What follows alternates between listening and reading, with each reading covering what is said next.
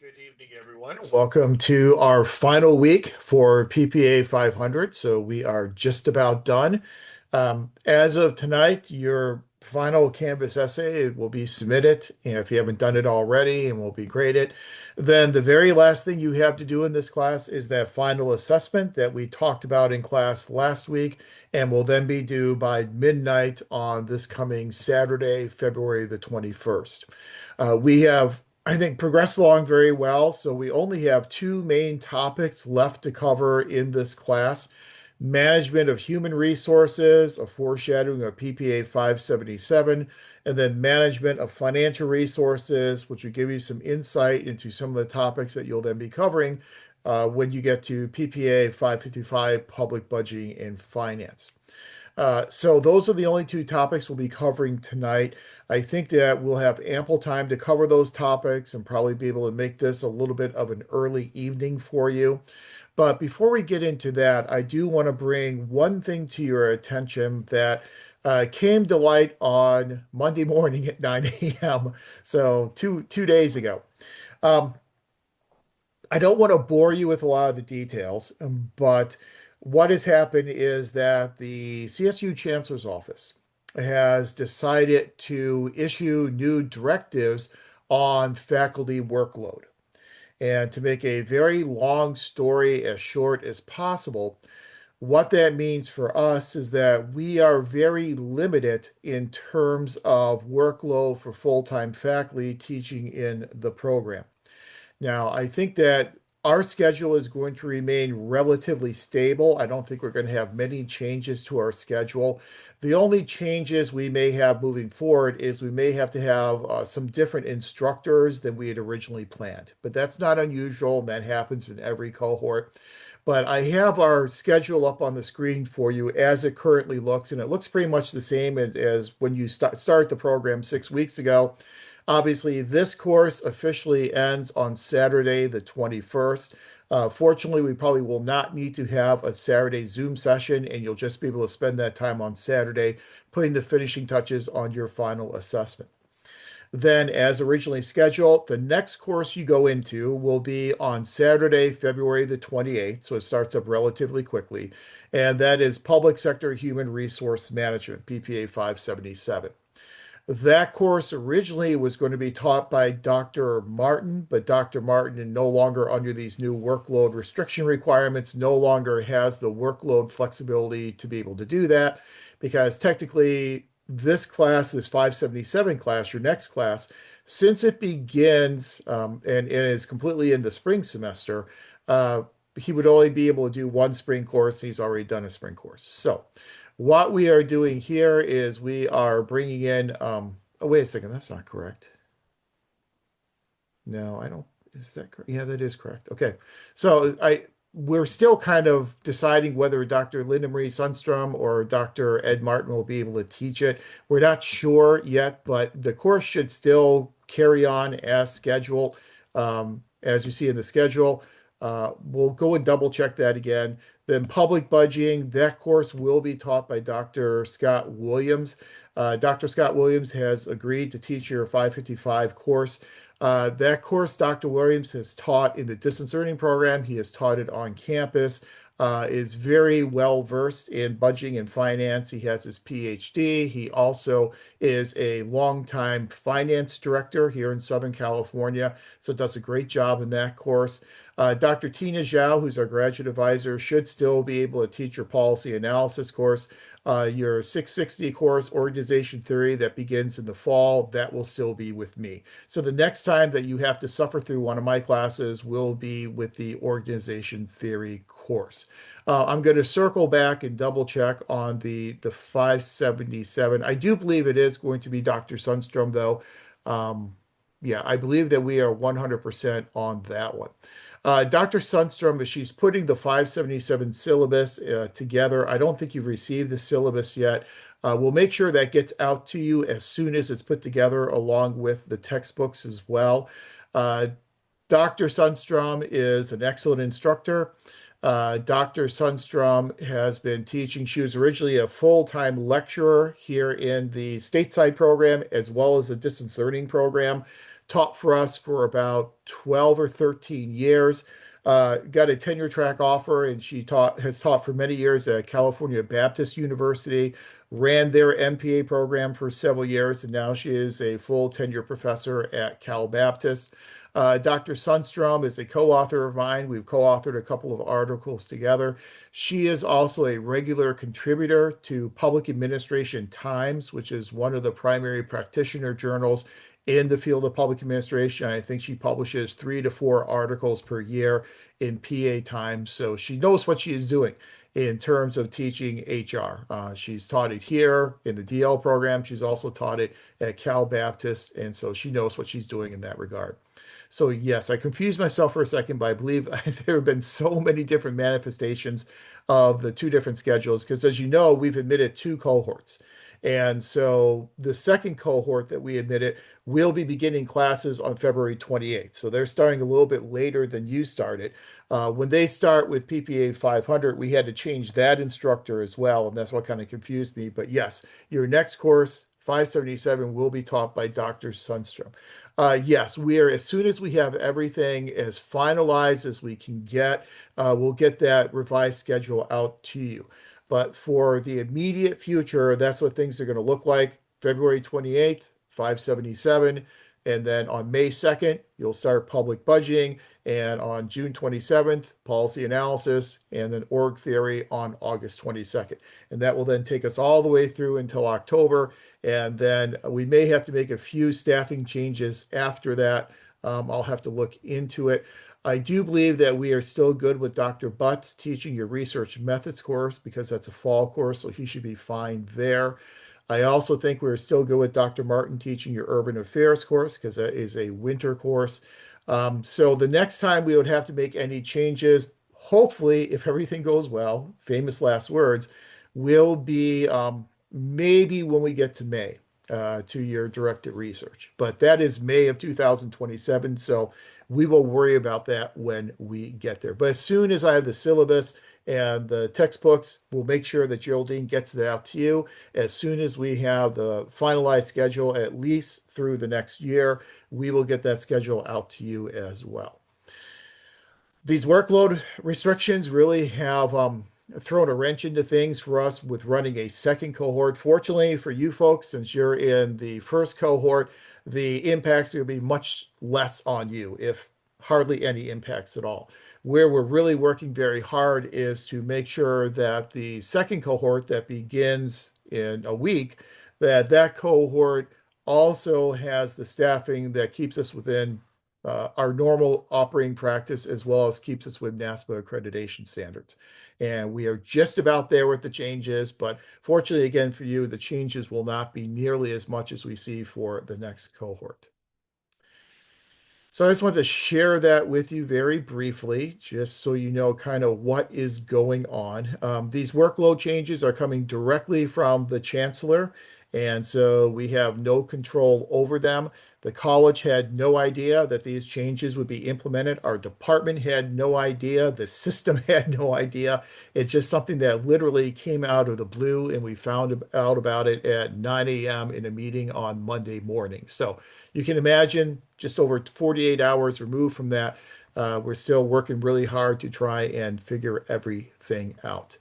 I've been the program director for over 20 years, and this is the first time that the workload policy has changed since I've been the distance learning director. And so it came as quite a shock, I think, to everyone. But you know how bureaucracies go, and when orders come down from above, there's very little that we can do at the bottom of the food chain about those orders. So we just have to try and kind of live with them, kind of like you do in your organizations. So on to more exciting, hopefully, and better things.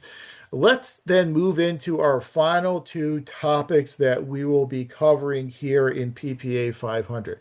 As we've talked about many times, this course is the introductory course into the program. So the purpose of this course is to get you acclimated to the study of public administration, really orient you toward what we do when we study public organizations, and then also to get you prepared and ready for your core courses. So when we covered organization theory, we got you prepared for 660. When we covered policy analysis, got you prepared for 670. When we covered program evaluation, got you prepared for 696. Now, tonight, we're going to hopefully get you prepared for 577 and 555. So, as public administrators, we know that we not only lead and manage public organizations, we know that we not only participate in policy formulation and execution and program evaluation and implementation, but we know that we also manage these human resources. And human resources, fiscal resources are just two examples of the public resources that we are charged with managing as public administrators. So let's talk a bit about some of the important functions of human resource management that you are then going to encounter when you move into your next course, PPA 577. So the first function obviously is recruitment. As we know from POSCorp, the principal school, one of the primary principles of administration is staffing. So we need to go out there and we need to staff our organizations. In order to staff our organizations, the first step is to obviously engage in recruitment. We have talked a couple of times about some of the major differences between recruitment in the public versus the private sector. We know that in the public sector, the recruitment process tends to be much more protracted, tends to be much more complex, and a much slower process than what you are able to execute in the private sector. Is anyone engaged in human resources in your organization where you actually do recruitment of new employees? Does anybody do that on a daily basis?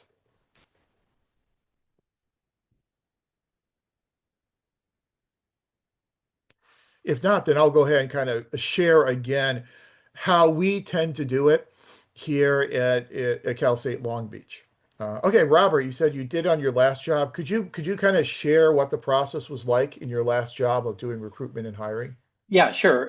So it was at a nonprofit, and we would usually somebody would leave for a higher paying job, and I would review the job description with the executive director, make sure, and some other staff members to make sure everything was fine. We would post it up on Indeed. I'd probably leave it open maybe 2 weeks, 3 weeks the most because it costs. We get some applicants. I'd close it down. I'd review all the applicants, interview them absolutely as fast as I could. Usually 4 or 5 in a day. If I was lucky and had that many qualified applicants, we would have a decision within a couple of days, and then they would have to go through background check, but that didn't take long unless they lived in multiple states. And then I would write the offer letter and mail it out to them. So we could get a pretty quick turnaround most of the time. Thanks, and that's great. I mean, that's a really good quick turnaround time. As we know, the quicker the turnaround time, the more likely you are to secure those good applicants, and they're not going to go and seek out other positions. Lorraine says, not on a daily basis, but hiring manager for the division, work with HR to post and do background checks. And so, Lorraine, then you're probably familiar with some of the complications that go on in the public sector as we go through this hiring process. Yes, that's right. Sometimes it can be a longer process than you want. Right. Yeah, and it certainly is a very gradual and very protracted process, and it is longer than you want. And whenever it does take so long to go through the recruitment process, you're going to lose some candidates to other organizations. Here at Long Beach, when we go through the process of recruiting new faculty members, and hopefully we'll be able to go through that process next year. I think that we're kind of at the top of the page in terms of priorities for the college and hiring new full-time faculty. And whenever we go through that process, we usually initiate the process sometime in July through putting together the position vacancy announcement. That vacancy announcement needs to be approved by not only the college, but also needs to be approved by the Office of Equity and Diversity.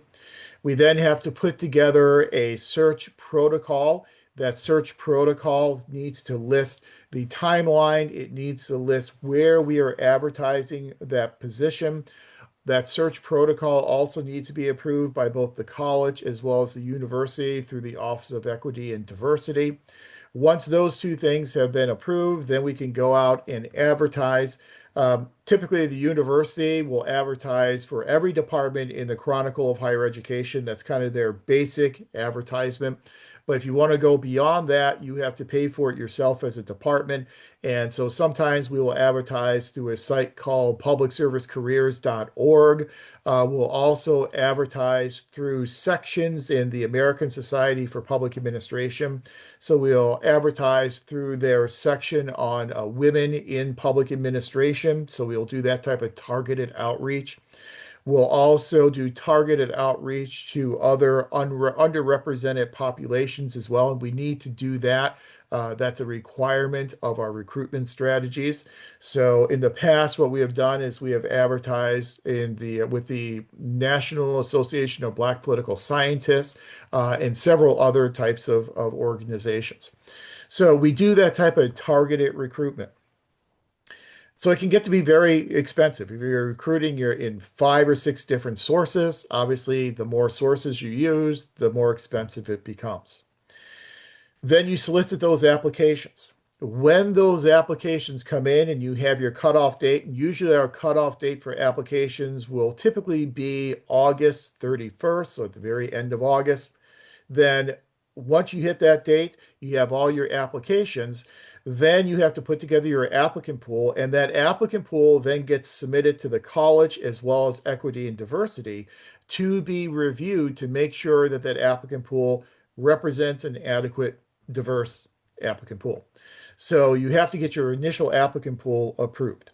You then also have to get your interview questions approved as well before you're able to start narrowing down your list of applicants. So once all of that is approved, we are probably somewhere in about September or October. That's when we can start winnowing our applicant pool down, and we'll usually winnow it down to maybe about 8 to 10 semifinalists. Those 8 to 10 semifinalists will then conduct, usually it used to be phone interviews, now Zoom interviews. We'll conduct those interviews with those semifinalists. That semifinalist pool has to also then be approved by Office of Equity and Diversity. Once we interview those semifinalists, we're probably somewhere near the end of the calendar year. So we'll then select our final 3 candidates to invite to campus for an interview. That final 3 lists of candidates must be again approved by the Office of Equity and Diversity. We then schedule interviews, usually in January and early February, conduct those interviews, and then we will produce a list of recommended candidates to submit to the dean. So of those 3 candidates, we'll then rank those candidates in terms of 1, 2, and 3. We then make those recommendations to the dean, and then the dean makes the final choice in terms of which of those candidates gets hired, then does the negotiations over salary, and then the final hire of that individual is approved by the provost.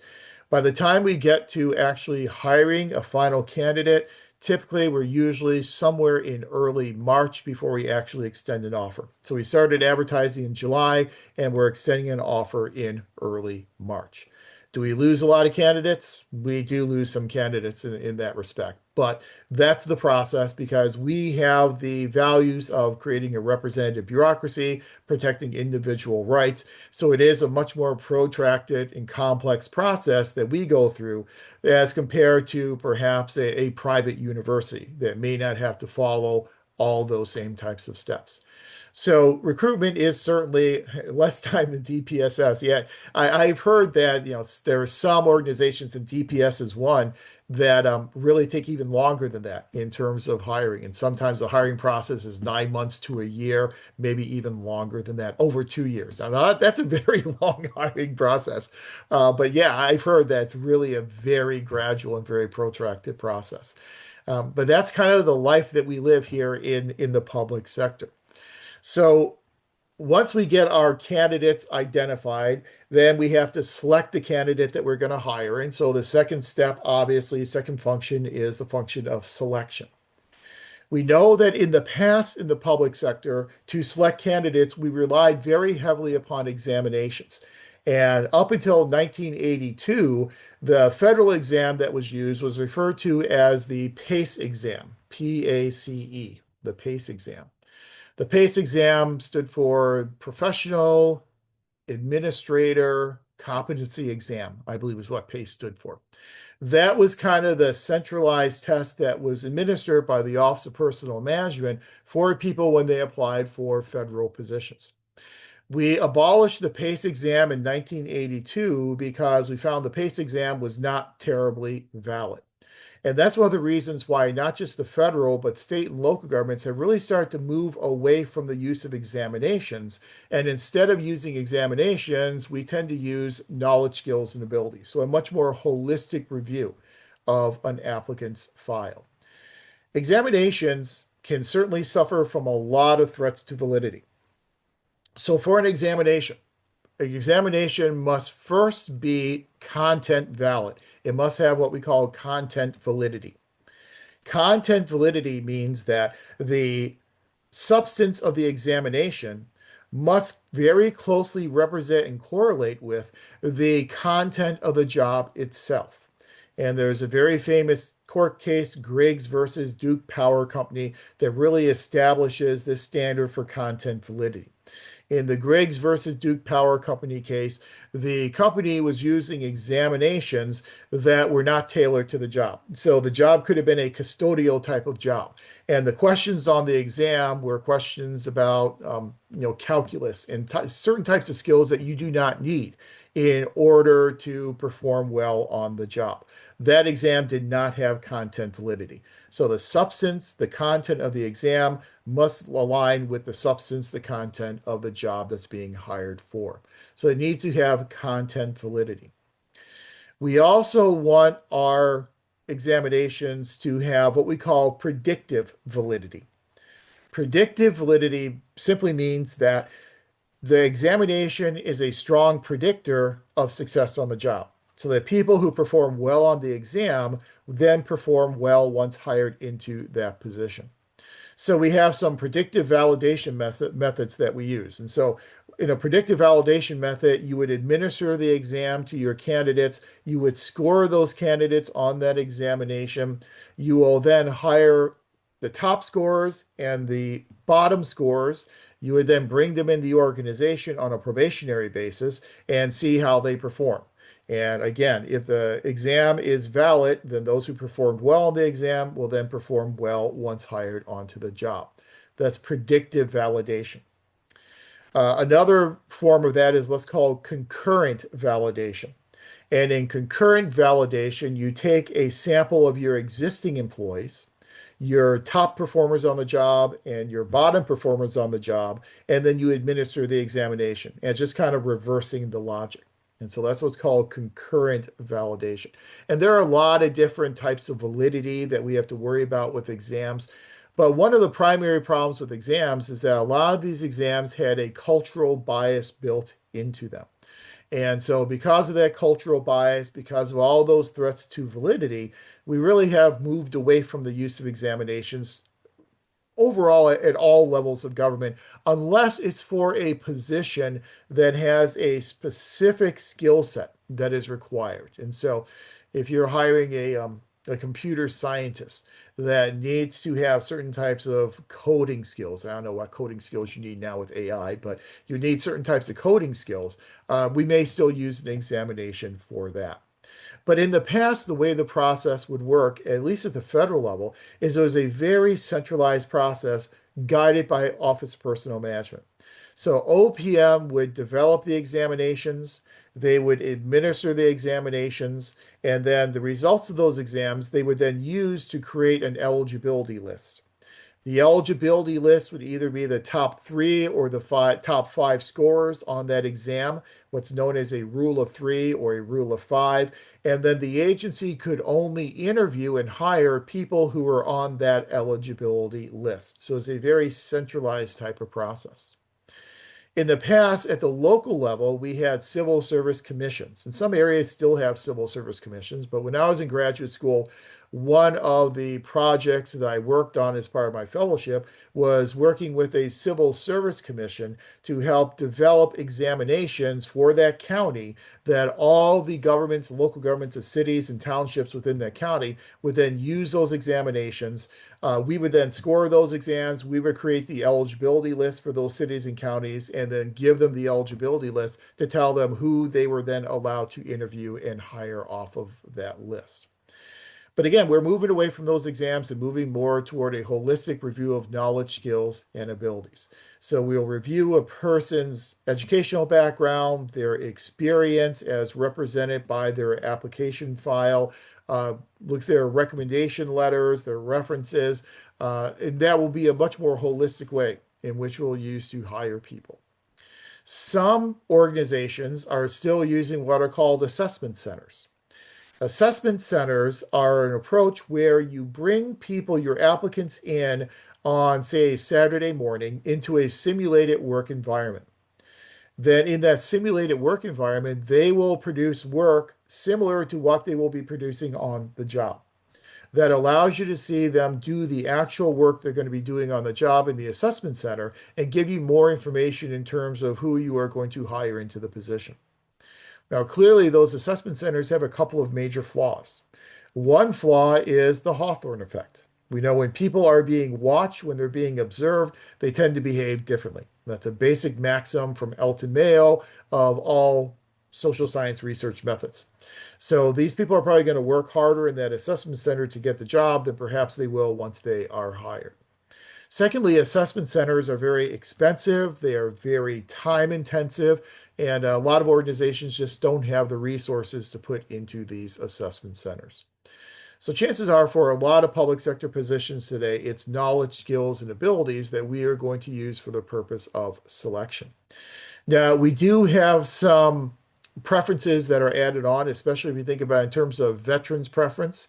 So, if you do have an examination that you are taking and you receive your score on the examination, if you have military service, then there's a veterans preference that will add a certain number of points. Typically, it's up to about 5 points onto the score of your examination to again kind of reward veterans who have served in the military. That's one of the reasons why we do have a relatively large percentage of federal employees who have military service. So, however, we're going to select our employees. We then select the applicant that we are hiring, and then we have to onboard that applicant. We bring that applicant into the organization. We need to obviously train that employee, but we also need to really understand what type of work that employee is going to be doing and make sure that that employee is very clear on what their duties are and the expectations for the performance of those duties. So that leads us to the function of allocation and evaluation. In allocation and evaluation, we are really going to reach back about 100 years or so to Frederick Taylor and really draw upon Frederick Taylor in scientific management. One of the first things we are going to want to do in our organization is to conduct a job analysis of each position within our organization. Now, organizations oftentimes don't do this very frequently, but this is a very important step because the job analysis will be when we take each position in isolation and we deconstruct it into its component elements. So in that job analysis, we will ask the question, what are the duties that are expected on a daily basis in this position? How much time do we expect the incumbent to spend on each one of these job duties? We'll ask the question, how much supervisory responsibility does this position have? How public facing is this position? Oh, there you go. And April is an SME in the group for the job for her job right now. April, do you mind? Do you want to talk a little bit about what you do in that role? So it's very temporary right now. Basically, my boss tapped me and a couple of other people just to describe how our position as a paralegal within the public defender's office is different from the other paralegals in the other departments in LA County, because what we do is so different that we do need a different job title. And so right now, the county big HR, DHR, is conducting their audit right now of our job title of paralegal and our senior paralegals. So right now I've been like gathering information about what I do, how long it takes, and all the facets are being expressed to the HR people. And thank you for that. That's an excellent example. You're a subject matter expert for that position. That's an excellent example of a job analysis. And that's exactly what you do in a job analysis. What are the things that you do on a daily basis? How much time do you spend on those positions and on those jobs? And the reason we do this job analysis is exactly what you said, so that you can eventually compare this position to other positions. But the job analysis, what you're doing right now, is looking at your position in isolation to see what the content of your job really is. And that's what's called a job analysis. Again, it kind of harkens back to Frederick Taylor in scientific management. That's something that we kind of did in scientific management in those time motion studies. It's just a little bit more of a genteel and modern way of doing it now. But that is a job analysis, looking at each individual job and the contents of that job. The purpose of doing the job analysis is we can then use the job analysis for a job evaluation. So the next step from job analysis will be moving to job evaluation. In job evaluation, we are comparing positions to positions. So we'll take the job analysis for this position, compare it to the job analysis for this position, for the purpose then of eventually being able to classify our positions and then assign compensation to each of those positions. So this is how we go about creating our classification scale, our classification system, so that we can then have equitable compensation applied to those positions. We're not going to go through all the different ways in which you do job evaluations. Just suffice to say that the most common and traditional way to do a job evaluation is what's called a point factor job evaluation, called a point factor job evaluation. And in a point factor job evaluation, we'll take our job analysis for each of these positions, and then we will compare them to each other. And the way in which we will do it is that we will look at all the component elements, all the tasks that are being done on a daily basis, all the requirements in terms of supervisory responsibilities for each of the positions. And we will create each one of those as a different factor of the job. Then, as we create each one of those factors, we'll then ask the question, what amount of time is spent on each one of those factors? And we'll also ask, how important is that factor in terms of getting the job done? So what you'll basically do, and real simple example is in a law enforcement agency. Let's say that you have a police chief that you've conducted a job analysis for, even though oftentimes police chiefs are exempt, but we'll just use that example, that you've conducted a job analysis for that police chief, and then you conduct a job analysis for a patrol officer. So you know what these two positions are doing on a daily basis, how much time they're spending on those positions, and then the relative importance of each one of those factors. So for a police chief, some of the factors for the police chief could be something like supervisory responsibility. Well, obviously, that's a very important part of the job of a police chief because they are running the entire police department. So they're going to have the most supervisory responsibility of anyone else on the police force. So that's going to be something that is going to be ranked very high. You might weight that factor as maybe 30% importance. Then maybe the police chief will have a factor such as managing budgets, managing finances. Well, the police chief's going to score relatively high on that because they are probably ultimately responsible for putting the police department's budget together. Again, that's a very important part of the job. Maybe that's 20% of the job. Then you may have public relations, interfacing with the public. Well, obviously, the police chief is going to be the primary face outside of the PIO. It's going to be the primary face of the organization. So that's something that will also be weighted pretty heavily. Then you may have something such as risk of physical harm that comes with being a police chief. Now, risk of physical harm may rank relatively low for that police chief position because they are not out there patrolling the streets on a daily basis. You then compare that to a patrol officer. Patrol officer is going to rank higher than the police chief in terms of risk of physical harm. They're going to rank much lower than the police chief in terms of supervisory responsibility, unless unless they're a senior officer who is taking new officers out on the beat on a daily basis. They're probably going to rank much lower than the police chief in terms of budget management because they may not have any budget management types of responsibilities, and so on and so on. So what we do is in a mathematical approach is we take each factor, we then give it a score, usually from 1 to 10 in terms of how important it is to that job, and then we multiply it times the weight, how important it is overall to the work of the police force. So we take all that, we multiply it out, and it then provides us with a summary score for the police chief and a summary score for that patrol officer. Obviously, we could then use those summary scores to then place those positions on our position classification scale. So the highest scoring positions on that point factor evaluation, those would be the positions that are listed higher on the position classification scale and are then compensated higher amounts of compensation than the positions that are listed lower on the position classification scale. So we do job analysis and job evaluation in order to create our position classifications. Now, obviously, this is not a completely static type of situation. We've mentioned this before that sometimes job duties change. And especially if you have a unionized employee base, you have to be very careful that people are not working outside their position descriptions.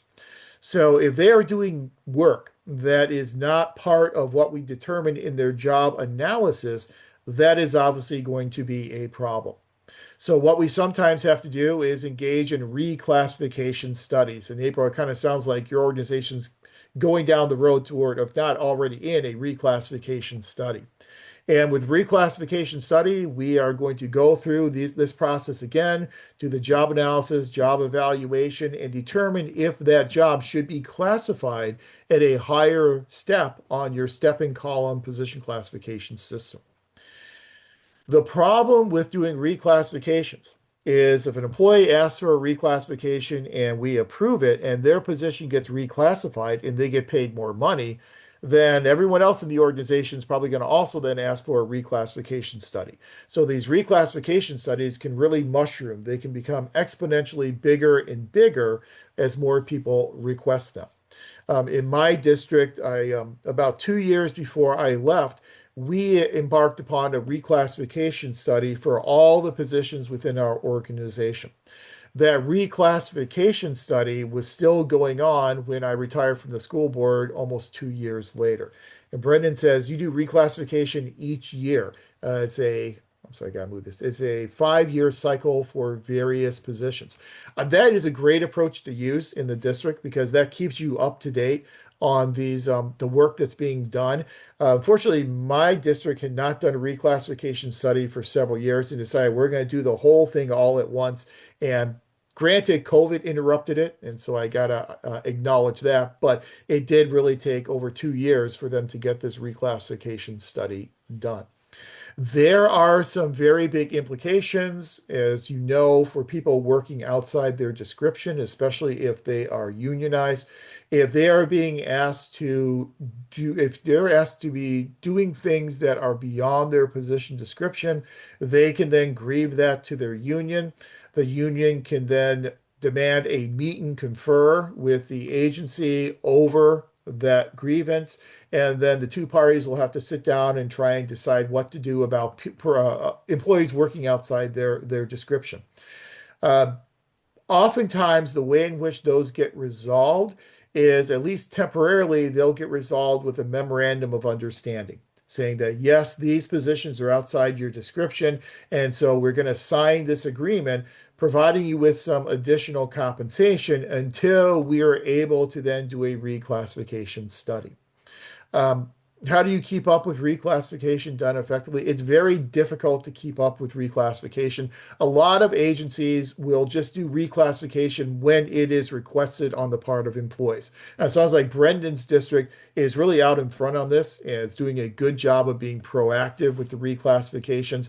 A lot of agencies don't do that. And they're very reactive and they wait until there's a complaint and then they kind of do their reclassifications in a piecemeal type of fashion. So it is something that's very difficult to get out in front of because it takes a lot of time, it takes a lot of resources. There are significant opportunity costs associated with the reclassification study because the time that's being put into this reclassification is time that cannot be spent elsewhere. But through this job analysis and this job evaluation, we do our position classification systems and assign compensation, and we are then able to write our position descriptions. So every job, hopefully, in the organization will have a position description. Position descriptions should be oriented around the position as opposed to the person. I did a study back in grad school where I was helping, it shows local school districts, helping them write their position descriptions. And so they provided me with their existing position descriptions. And one of the position descriptions said, Mary Jo's job. That's not a position description. That's a description of Mary Jo, but it's not a description of what's being done in that position. It should be position oriented as opposed to being person oriented. Position descriptions, a traditional position description, will list here are the tasks that are accomplished on a daily basis, and here's the allocation of time for completing each one of those tasks. Hopefully, as we know from our understanding of Douglas McGregor and Chris Ardress, an organization will engage in job enrichment, whereby they will have a mechanism for employees to participate in the creation of their job descriptions. A traditional job description, though, just basically tells you again, here are the tasks and here is the allocation of time on each one of those tasks on a daily basis. I'll argue better position description is what's known as an ROD, which is a results-oriented description. In a results-oriented description, we will then add performance expectations into that position description. So you think about a position such as a front desk receptionist. That front desk receptionist, in their traditional description, may be answering phone calls, and that will take 30% of their time. Directing visitors to the appropriate office, that will be 30% of their time. Maybe preparing correspondence will be 20% of their time. Maybe yeah, and you'll have all these different answering the phones, whatever the case may be. Here are all these different tasks and the percentage of time spent on each one of those tasks. In an ROD, you'll then add on the performance expectations. So maybe for answering phones, the expectation is that every phone call will be answered no later than the second ring using this standard greeting. Referring visitors to offices. All 100% of visitors will be referred to the appropriate office. In terms of typing correspondence, correspondence will have X amount of permitted errors, X amount of words typed per minute, and so you'll have some very specific performance expectations built into the description. Obviously, the great thing about that is that the incumbent in the position knows exactly what performance level is expected of them in the results-oriented description. If they already know the performance levels that are expected, what that does is it serves as a really nice segue into performance evaluation. So in performance evaluation, we are then going to evaluate the individual performance of the incumbent in that position. One of the things that we do know about performance evaluation is that there's a lot of hesitation on the part of both employees as well as supervisors to engage in performance evaluation. From employees' perspective, they typically don't like a performance evaluation because of the fear of a cognitive dissonance. And the cognitive dissonance occurs where you have individual employees who think that they're doing an excellent job, so they're expecting a strong performance evaluation, and then they get some negative feedback. So there's that fear of that cognitive dissonance. Also, people tend not to like to have their performance evaluated. It always doesn't always make you feel good to get this type of criticism. For supervisors, there's always this fear because performance evaluations, the outcomes are very important to the employees. And so, it could be possibility for promotion, could be possibility for participation in a leadership training academy or something like that. Those are things that employees probably hold in very high esteem. They have very high valence levels for those employees. And so managers oftentimes don't, they kind of fear this playing God type of an approach with the performance evaluation. So when you have hesitation on the part of the employee and hesitation on the part of the employer, you can really see why performance evaluation sometimes can be a really dicey process. There is a very famous article for several years ago by an author by the name of Charles Fox. And Fox referred to performance evaluations as what he called the keystone of the human resource management process. So he argued that performance evaluations were the keystone. And when you think about a keystone, you all know what that is you had an arch of stones. That stone at the very top of the arch, that's considered to be the keystone. Because if we remove that keystone, the entire arch will collapse upon itself. So really, he's arguing the performance evaluation process holds the entire HR process together. And I would agree with him. It is that important. So the question becomes, how can we do a better job of performance evaluation? Performance evaluation is not only dependent upon the format that you are using, but it's also dependent upon how you involve your employees in the production of that performance evaluation. So on the screen, I've just listed some of the most common formats that we use for performance evaluation. You have probably experienced these in your work. Graphic rating. Graphic rating is just this very simple process where you'll have Likert or no response scales. And so you'll have excellent, good, fair, poor, whatever scale you want to use. Very simple Likert or no response scales. The nice thing about a graphic rating evaluation system is it's very quick and it's very easy to put together. It's also very quick and easy for the evaluator to execute. It's just, excellent, good, you're just checking off a box. The problem with graphic rating is number one, it is really subject to errors, measurement errors. And so there are some errors that occur in performance evaluation that tend to be pretty common. One of the common errors is what's called the halo effect. So the halo effect is where a supervisor will just select excellent for every single category for every single employee. So you're not really getting a true read on the performance of that employee. It's just everyone looks angelic, hence the reason why it's called the halo effect. Then there's also the problem with what's called the regression to the mean. And so sometimes supervisors will just select the middle category because that's the easiest thing to do. And they'll argue that then allows people room to grow. And so all the scores then congregate around the mean or the median. Another problem is what's called the recency effect.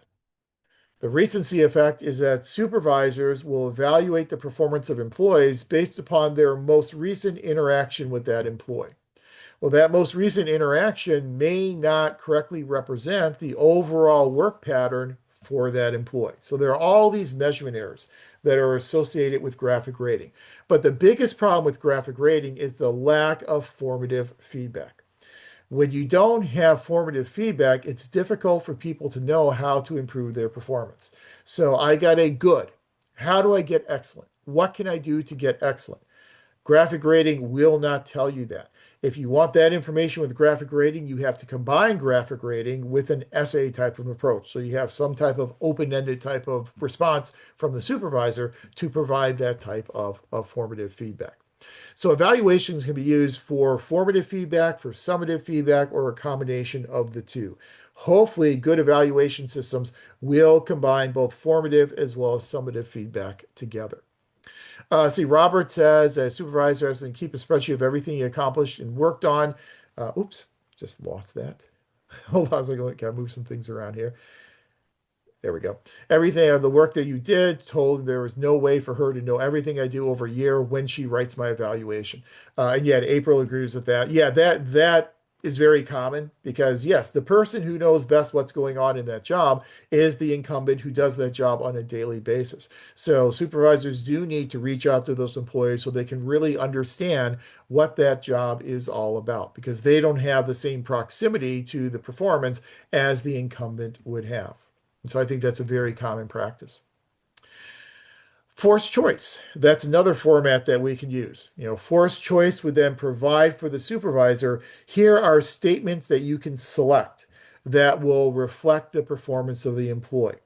So in terms of a category like punctuality, one possible choice could be the employee is always punctual to work 5 days a week. Maybe the second one could be the incumbent is occasionally not punctual, late 1 day per week, or something like that. So you're being forced as a supervisor to select the most appropriate category, the most appropriate statement. Hence the reason why it's called forced choice. The problem there, obviously, is that if you do not have the right categories, the right choices specified, you are then contributing to measurement error as well. Ranking is another format. This is very good for the assigning of compensation, especially if you have some type of pay for performance system, which a lot of our public organizations simply do not have.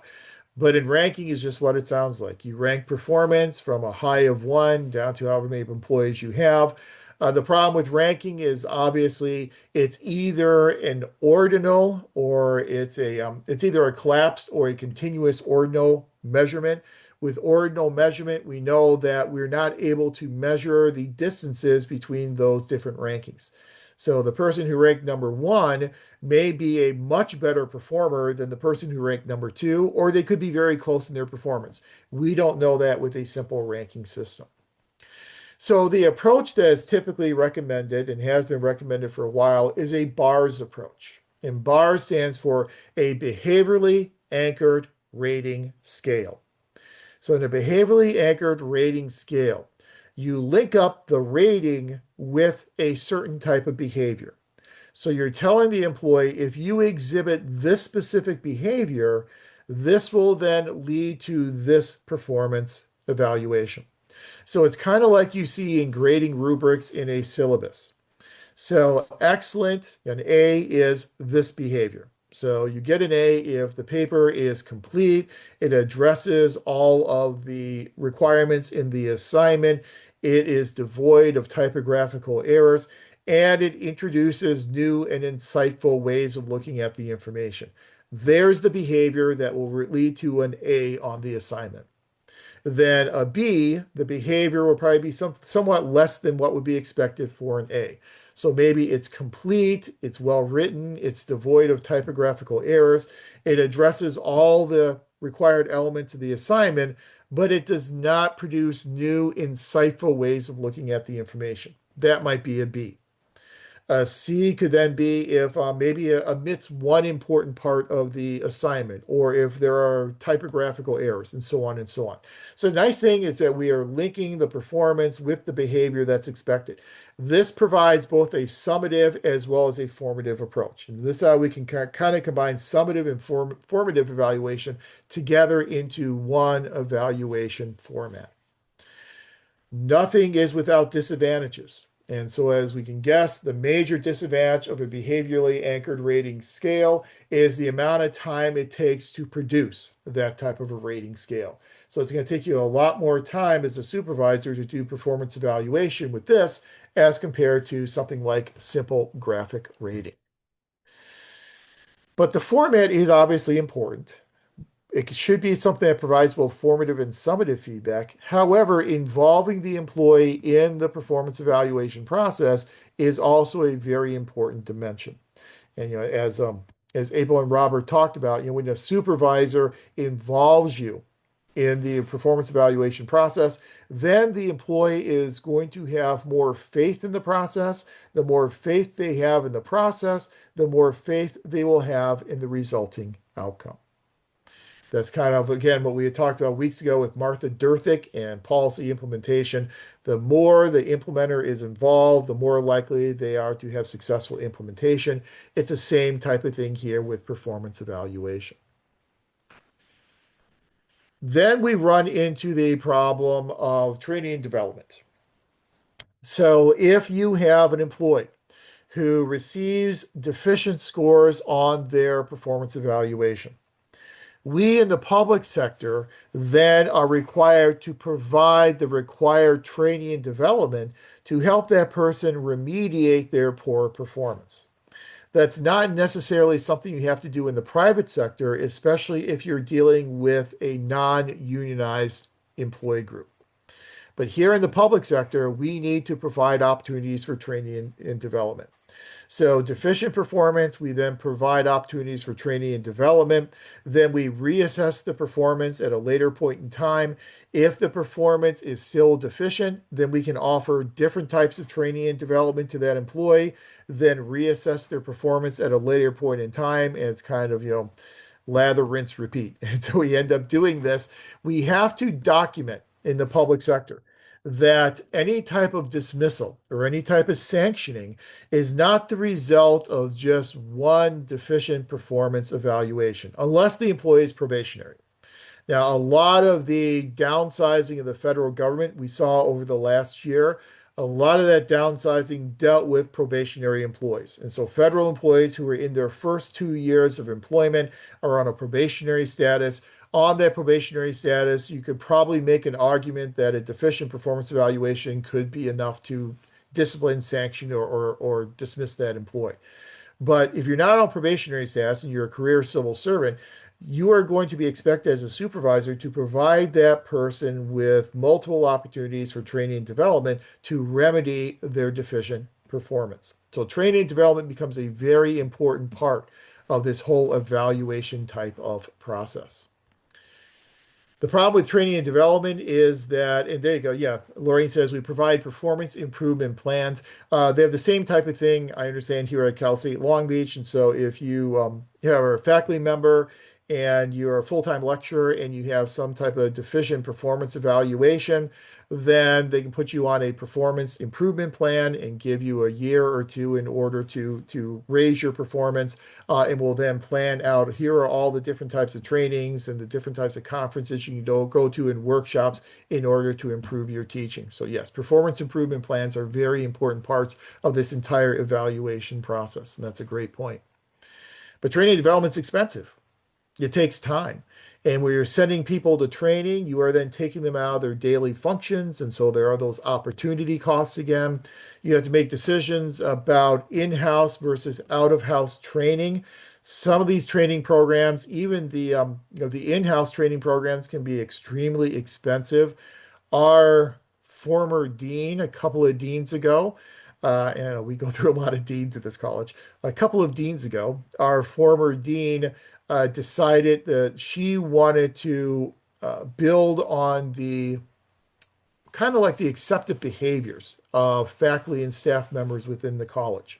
And so she brought in a outside consultant to then take us through this year-long process in order to essentially, do team building using actually some very old diagnostic tools that had actually been discredited. Pointed out to the dean's office that those tools had been discredited. And the irony, and I know we're being recorded, but the irony is that the former president, her husband, who is an academic, had actually written articles discrediting this diagnostic tool that this consultant was using. But despite that, still used that diagnostic tool, spent about $250,000 on this training program. And then the dean went on and was got another position as a provost at another university, and nothing ever happened with the results of that training. So it was essentially $250,000 that was never followed up on. Exactly. Yeah, it's a big wow for everyone in the college. So you really have to have a good plan for training, why you're doing it, how you're doing it, and a cost benefit analysis. Are the benefits of this training going to exceed the cost of doing this training? And it's a very difficult thing to do, but our organizations need to have that type of training and development system in place if we are truly going to be human resource management organizations. But the big point here, the big takeaway is the need for documentation, that you have to document subpar performance, provide training, redocument subpar performance, and so on and so on. Because if you do want to discipline, sanction, or dismiss an employee, you have to have adequate documentation to back that up, especially if you are dealing with a career civil servant or a unionized employee. The collective bargaining agreement will probably lay out very specifically all the steps that are involved in performance evaluation and then any discipline and sanctioning that may occur. That's probably going to be all be spelled out in the collective bargaining agreement. Any discipline and sanctioning that is that the employee and the union disagrees with obviously will find itself in a grievance and will then make its way probably into a meet and confer, if not into the next round of collective bargaining. But as you take PPA 577, you're going to go through these functions in much more granular detail and talk much more specifically about all the different things that public administrators need to do as they go through these functions of managing human resources. Martin asked the question, what's the step for management? Are they the same if they fail to meet performance evaluation? Technically, yes. That for management, especially here in Cal State, management positions are referred to as MPPs. MPPs have an evaluation process. It's not an annual evaluation process. I think it's something like every 5 years or so. I know 2 years ago, I served on the committee that did the evaluation for our former vice provost. And she's former vice provost just because she retired. So she wasn't fired. She was a really great vice provost, loved working with her. She decided to retire. But in her last evaluation, I was on that committee. And I think it was an every 5 year type of evaluation. If that evaluation comes back with deficient performance, then yes, the provost could then work with that person to put them on a performance improvement plan. And so they do kind of have those same types of provisions. The academic world is a little weird in many ways.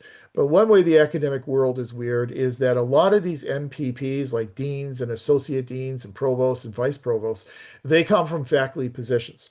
And so whenever they take their administrative position, they oftentimes request retreat rights. Great example, here in the College of Health and Human Services, we have just hired a new dean, a new permanent dean. We've had an interim dean who has been wonderful over the past 2 years. We now have a new permanent dean. And I'm very happy, if you haven't seen the news, to report to you that our new permanent dean has her degree, her doctorate degree in public administration. She has it from University of Georgia, which is a great doctoral program in public administration. She understands public administration. So we're all very jazzed here in the department to have a public administrator for really the first time ever since I've been here in 25 years as our dean. But she, when she came in for her interview, asked for retreat rights in our department. So if for some reason she decides that she doesn't want to be a dean anymore, or it doesn't go well for her as a dean, she has retreat rights into our department. So she'll then be able to return as a full-time faculty member in public administration here in our department. And so those retreat rights are kind of a little unusual here in the academic world. But yes, it's a long-winded answer to your question, Martin. Yeah, it's a similar type of process. It's just oftentimes not annual. It's going to be usually about every 5 years that they do those types of evaluations. So again, in 577, you're going to go through all the granular details in terms of all these different functions, but at least tonight we've introduced those functions to you. So many of you have worked through these functions before. If you have not, then at least you're aware of them before you get to your next class in 577. But we would be remiss if we left the topic of the management of human resources without talking more about unions. Unions have a huge impact upon human resource management, and we have alluded to it and spoken about it several times up to this point. But we know that public sector employees tend to be unionized at much higher rates than in the private sector. about 3 times the rates of unionization in the public as compared to the private sector. So the influence of unions arguably will be much more significant in the public sector. When you have unionization, you will have a bargaining unit. That bargaining unit will then have its members, will then have its negotiating team, and that bargaining unit will then engage in the collective bargaining process with representatives from the agency. Right now, the California Faculty Union had a contract that ran through 2025. They have done a couple of extenders, and I believe that the current extension, I believe, goes through the end of March of this year. So if there's no progress, they're either going to have to do another extension or there will be an impasse. So we don't know where that is going. We do know that this week, Cal State Long Beach, the Teamsters Union had a strike plan for this week, and I haven't been on campus because I've been teaching online this week, so I don't know if the picket lines are there, but they were planning picket lines and a walkout this week. The Teamsters were, and so the collective bargaining process is something that become extremely important in the public sector. How that collective bargaining process works will depend upon the type of position that is employed within the bargaining unit and where this bargaining is occurring. Different states have different, what we call permissive scopes of bargaining. So the scope of bargaining is just the list of topics that may be collectively bargained over, that may be negotiated between the bargaining unit, negotiating team, and the agency. So, one really interesting example is at the federal level. So, at the federal level, one of the major issues that is not within the permissive scope of bargaining that cannot be collectively bargained over is compensation. Now, that sounds weird to us at the local level because in most state and local collective bargaining processes, compensation is probably the primary issue that's being negotiated over. But at the federal level, compensation is established by Congress.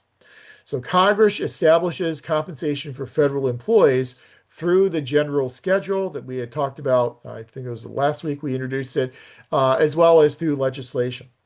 So there is a commission that exists that makes recommendations to Congress about increasing compensation for federal employees. One of my former colleagues on the commission with NASPA, who is a professor at BYU. He's now moved on to a professor at University of Georgia. He was actually appointed during the Obama administration as a commissioner on that commission. And so again, what they do is they make recommendations to Congress on compensation. Since Congress decides compensation, then it's outside the scope of collective bargaining. So that's a kind of a little quirk how collective bargaining works at the federal level. State and local level, compensation is usually within the permissive scope of bargaining. California tends to have a relatively permissive scope of collective bargaining. Historically, Wisconsin tended to be the state that had the most permissive scope of bargaining that allowed the most issues to be collectively bargained over. That has kind of changed a little bit in recent years. They had Tommy Thompson as a Republican governor, and he was able to kind of contract that scope a little bit. But some states tend to have very permissive scope. Some states have very restrictive scopes. The most restrictive scopes of collective bargaining tend to be in the southern states, and so your Mississippi's, your Louisiana's, your Florida's. They're the ones that tend to have a much more restrictive type of scope of bargaining. So the scope is what types of issues can be collectively bargained over. Then we also have to consider the position itself. Positions that are directly related to public safety oftentimes have fewer options in the bargaining process than those that are not directly connected to public safety.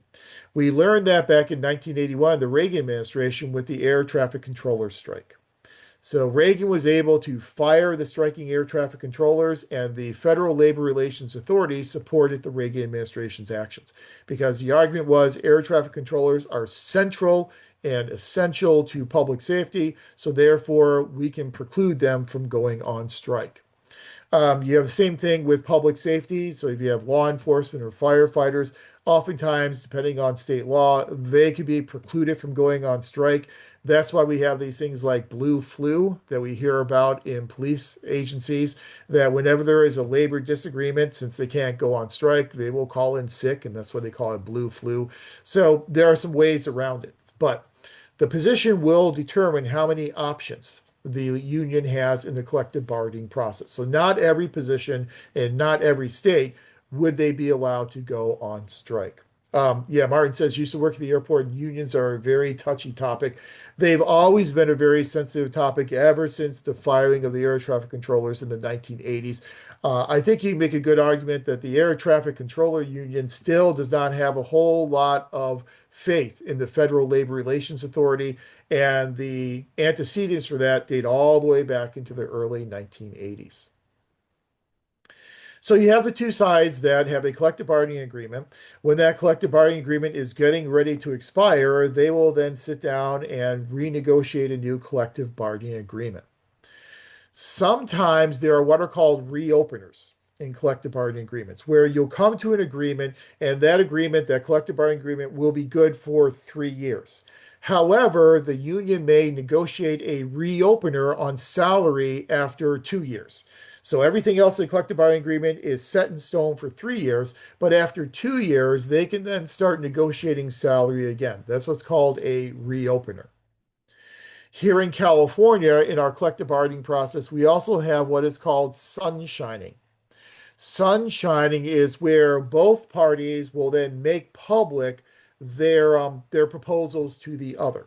And when I was on the school board, whenever we were in the collective bargaining process, we would have an item on our agenda called sunshining. And that we would sunshine the teachers union proposal, sunshine the district's proposal, put it out there for the public so the public knows what the proposals are from both sides that are engaged in collective bargaining. And that's something we tend to do here in California. Sunshining is not done in every single state across the country. But if this collective bargaining process does not go well, and the two sides are unable to come to a negotiated settlement, then you could have one or both sides declare what is called an impasse. So once you are at an impasse, you're unable to get to an agreement on a collective bargain. So what we then have to do is, once an impasse has been declared, and usually here in California, one party can declare the impasse, both parties can declare it, it really depends, but only one party is able to declare the impasse if necessary. Once that impasse has been declared, then we have to find some tools to try and resolve that impasse.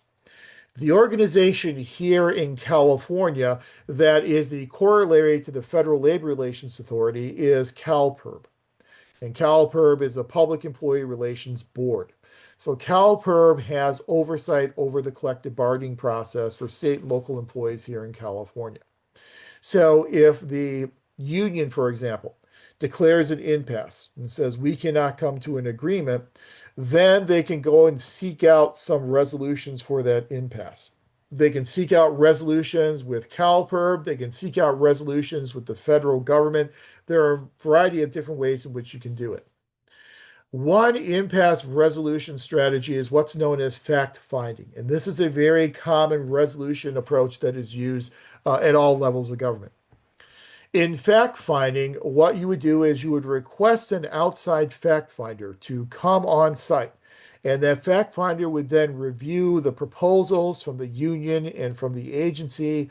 They would then review the process of the negotiation and how both sides were behaving in that negotiation. And then that independent fact finder would then produce a fact finding report.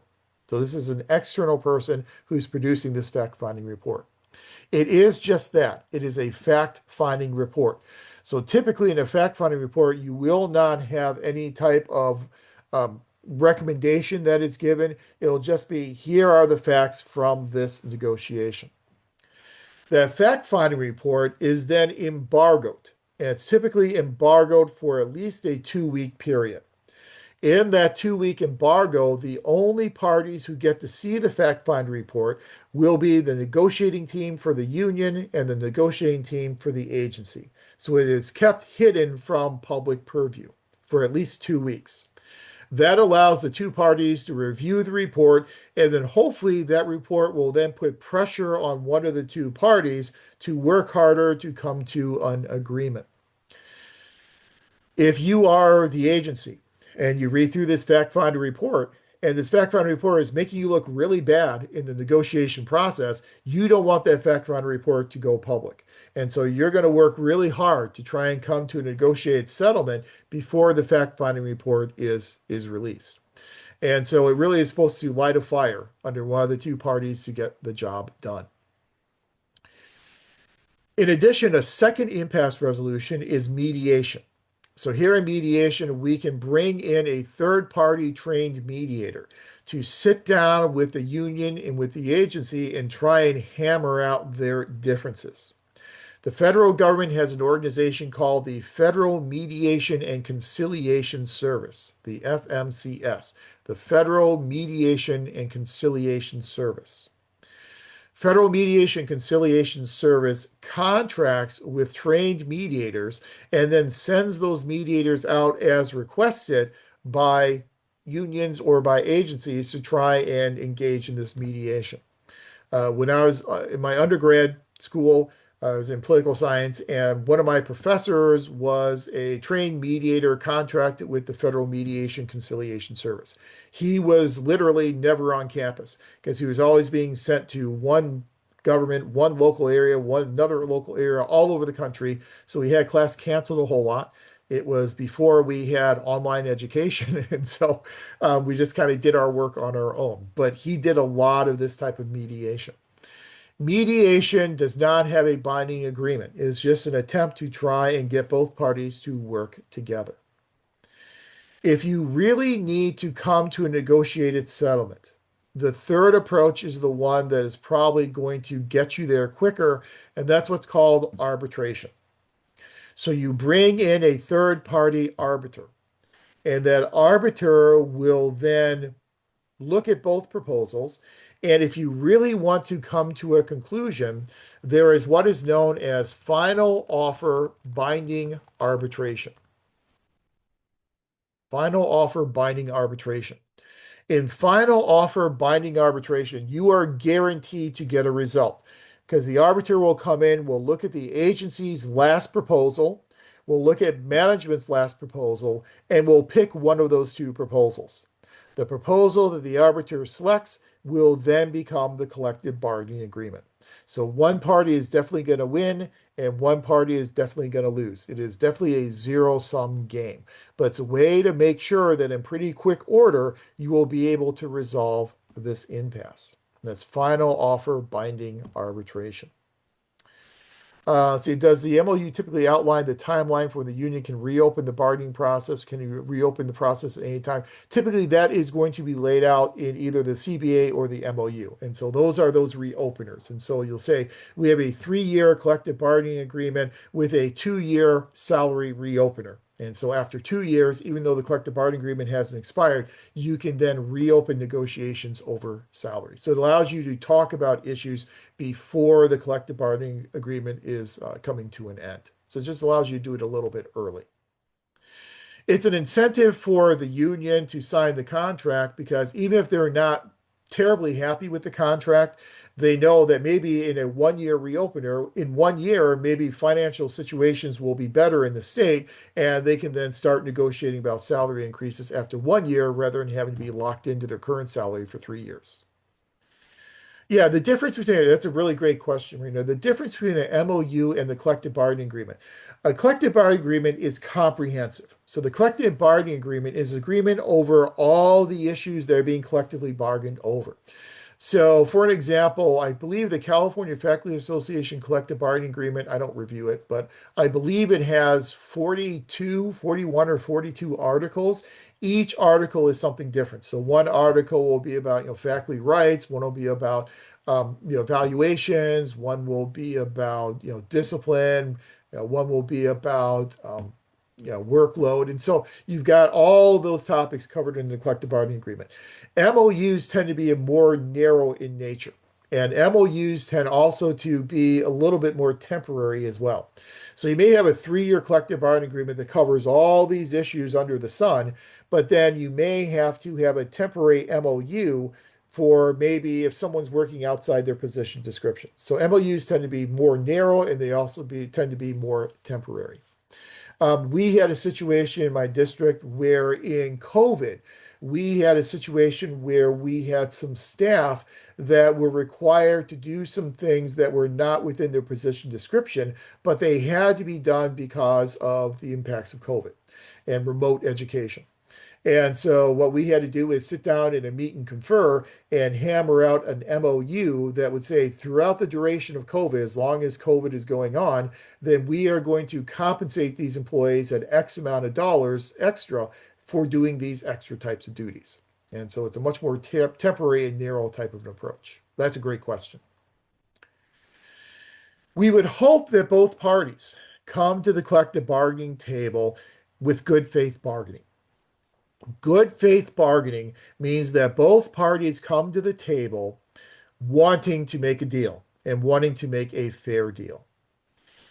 If they do not, if one party engages in bad faith bargaining, then the other party can file a claim with CalPERB that, maybe the agency is engaging in bad faith bargaining. An example of bad faith bargaining would be something like regressive bargaining. That's a bad faith approach. Regressive bargaining is when one of the parties gives a subsequent offer that is less favorable than their previous offer. So the agency says, we will offer you a 2% salary increase for the next 3 years. The union comes back and says, we want a 5% increase. The agency comes back and says, well, we've decided to reconsider and give you a 1% increase. So they went from a 2% down to a 1% increase. That's regressive bargaining. You cannot do that. Every offer you make must be at least the same, if not better, than the previous offer. So if regressive bargaining happens, off the union can go to CalPERB and get a declaration against the agency for for bad faith bargaining.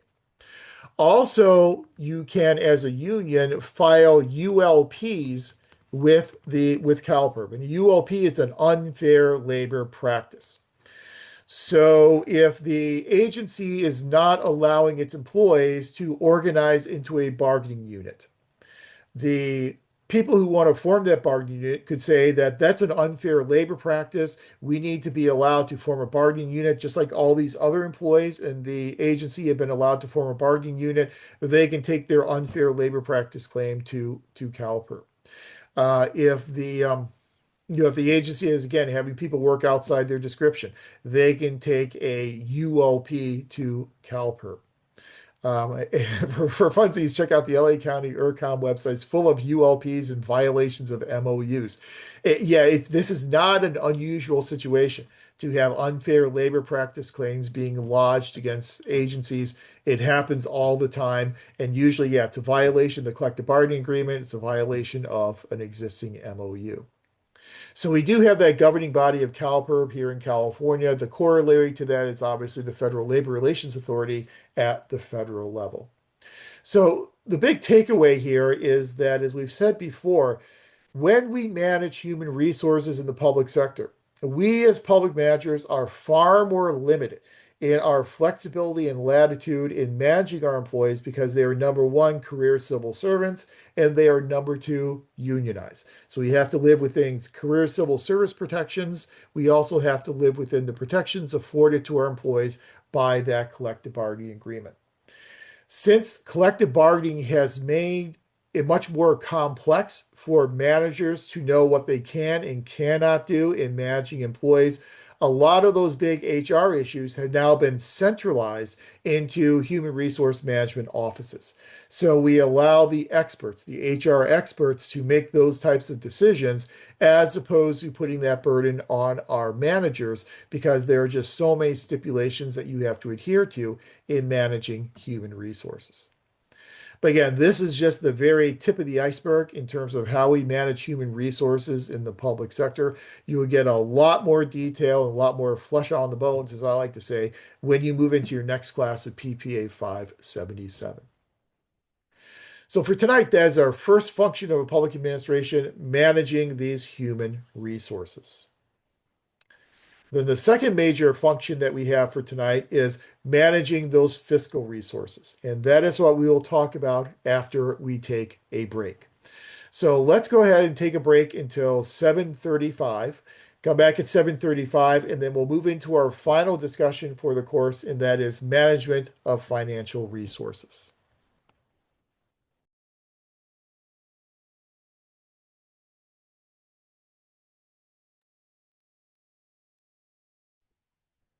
Okay, we are back. So let's move into our final topic for this course, and that is managing financial resources. So, in terms of managing financial resources, when you take your PPA 555 course, you will talk a lot about budgets. Talk a lot about how we incorporate our spending within those budgets. I'm sorry, Robin, I said, did you cover how to correct the issues of employees working outside? Yeah, usually if you have employees working outside their job descriptions, what you'll usually do is have a meet and confer, and out of that meet and confer, you'll then have a memorandum of understanding, and that memorandum of understanding will then oftentimes assign additional compensation for those employees who are at least currently working out of their job description, if those are duties that need to continue being done.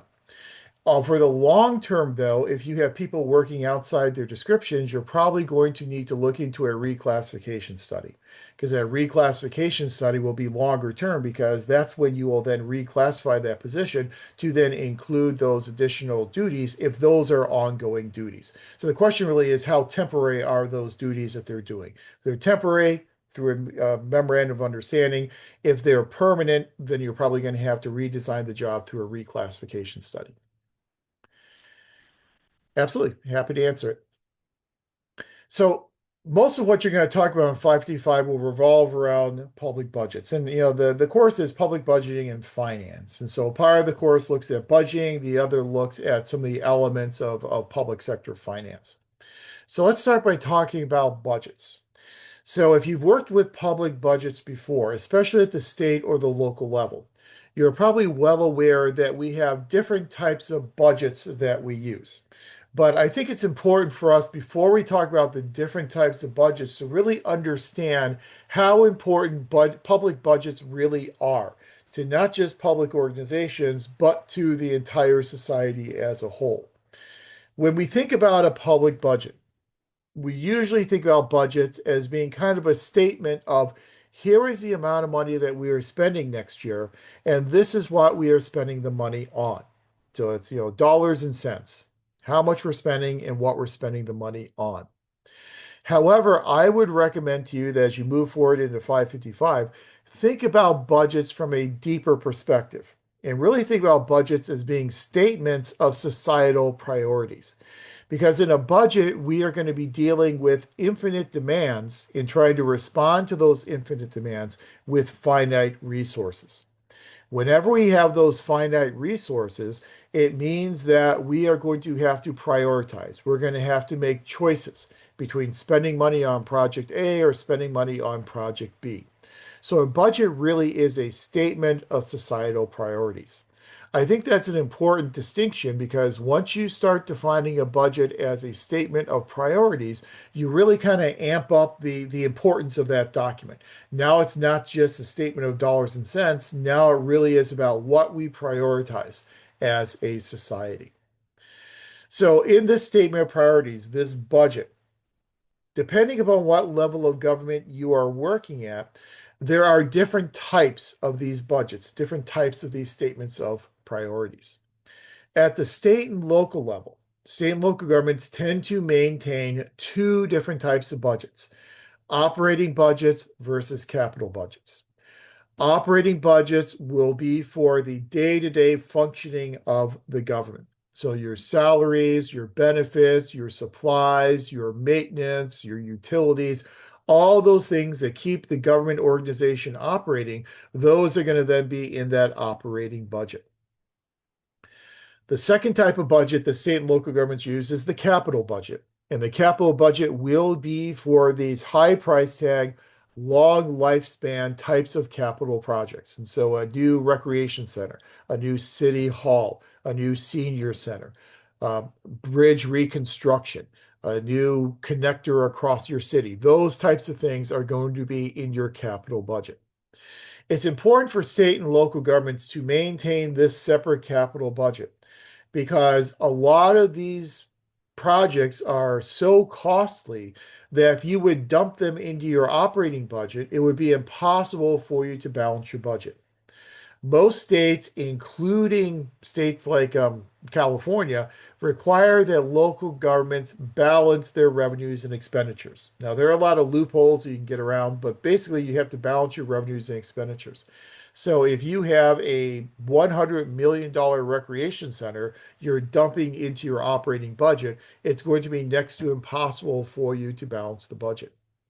Also, maintaining a separate capital budget allows you to apply more rational, comprehensive decision-making model to your decisions because it allows you to give some real thought to these capital projects, allows you to prioritize them in a capital improvement plan, and really put a lot of time and effort into these projects because they are so very costly, as opposed to more incremental decision making, which is what you'll probably use in an operating budget. Capital budgets are not always infrastructure. Typically, our infrastructure projects will be considered capital projects, but you could also have capital spending such as if you're going out there and buying a new fleet of police vehicles, or you're buying a new fleet of school buses. That could also be considered to be a capital expenditure because it's a very high price tag and it's non-recurring. So basically, if it's a high price tag and it's non-recurring, that's usually what we consider to be capital in nature. So we maintain at the state and local level separate operating and capital budgets. The federal government usually does not maintain a separate capital budget per se because the federal budget is so immense. It is so large that if you were to throw a $100 million infrastructure project into the federal budget, it literally is just dropping a pebble into the ocean. And it won't even cause much of a ripple effect. And so usually the federal government, we don't. State and local governments, we do maintain separate operating and capital budgets and use different decision-making models for both of those budgets. So how does the process of public budgeting work? There are four main phases in the public budgeting process, kind of regardless of whether you're looking at the federal, the state, or the local level. The first stage is preparation, the second stage is formulation, the third stage is execution, and the fourth stage is evaluation. So at the federal level, we have a fiscal year that runs from October 1st until the following September 30th. Here in the state of California, we have a fiscal year that runs from July 1st until the following June 30th for the vast majority of state organizations. Now, there can be some exceptions there. Local governments, most local governments are on the state fiscal year. You don't necessarily have to be, but most are. So we have different fiscal years that we deal with between the different levels of government. Let's look at what goes on in each one of these four phases at the federal level, because I think if we look at it at the federal level, this is, the one unified approach that we all live under. So at the federal level, the first phase of preparation, it begins when you start estimating the amount of expenditures you're going to have to make in the next fiscal year and forecasting the amount of revenue that you're going to have to spend. Before you can know how much money you're spending, you have to know how much money you are going to be generating. So we do expenditure estimates and we do revenue forecasts. And that occurs in preparation. Preparation is a phase that will occur long before the fiscal year begins. So if the new fiscal year is beginning on October 1st, preparation for that October 1st fiscal year is going to begin at least a year and a half before the beginning of that fiscal year. So well in preparation. At the federal level, the two main organizations that do these forecasts and these estimates are the Congressional Budget Office and the Office of Management and Budget. The Congressional Budget Office is a legislative organization that serves Congress.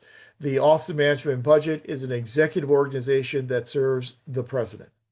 They will produce their own forecasts and their own estimates, and sometimes their forecasts and estimates, actually most of the time, if not all the time, will be different from each other. And the reason for that is that the Congressional Budget Office tends to be more pessimistic when it comes to forecasting revenue, and the Office of Management and Budget tends to be more optimistic. OMB serves the president.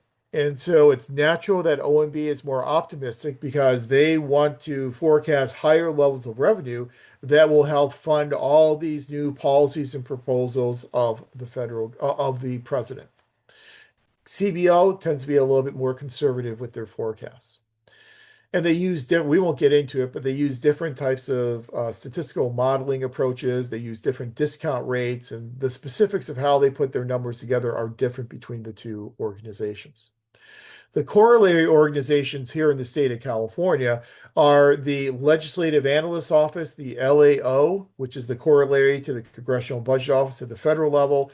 And then on the executive side, it's the Department of Finance. So the Department of Finance here in California is the organization that serves the governor's office and produces the estimates and forecasts for the governor's office.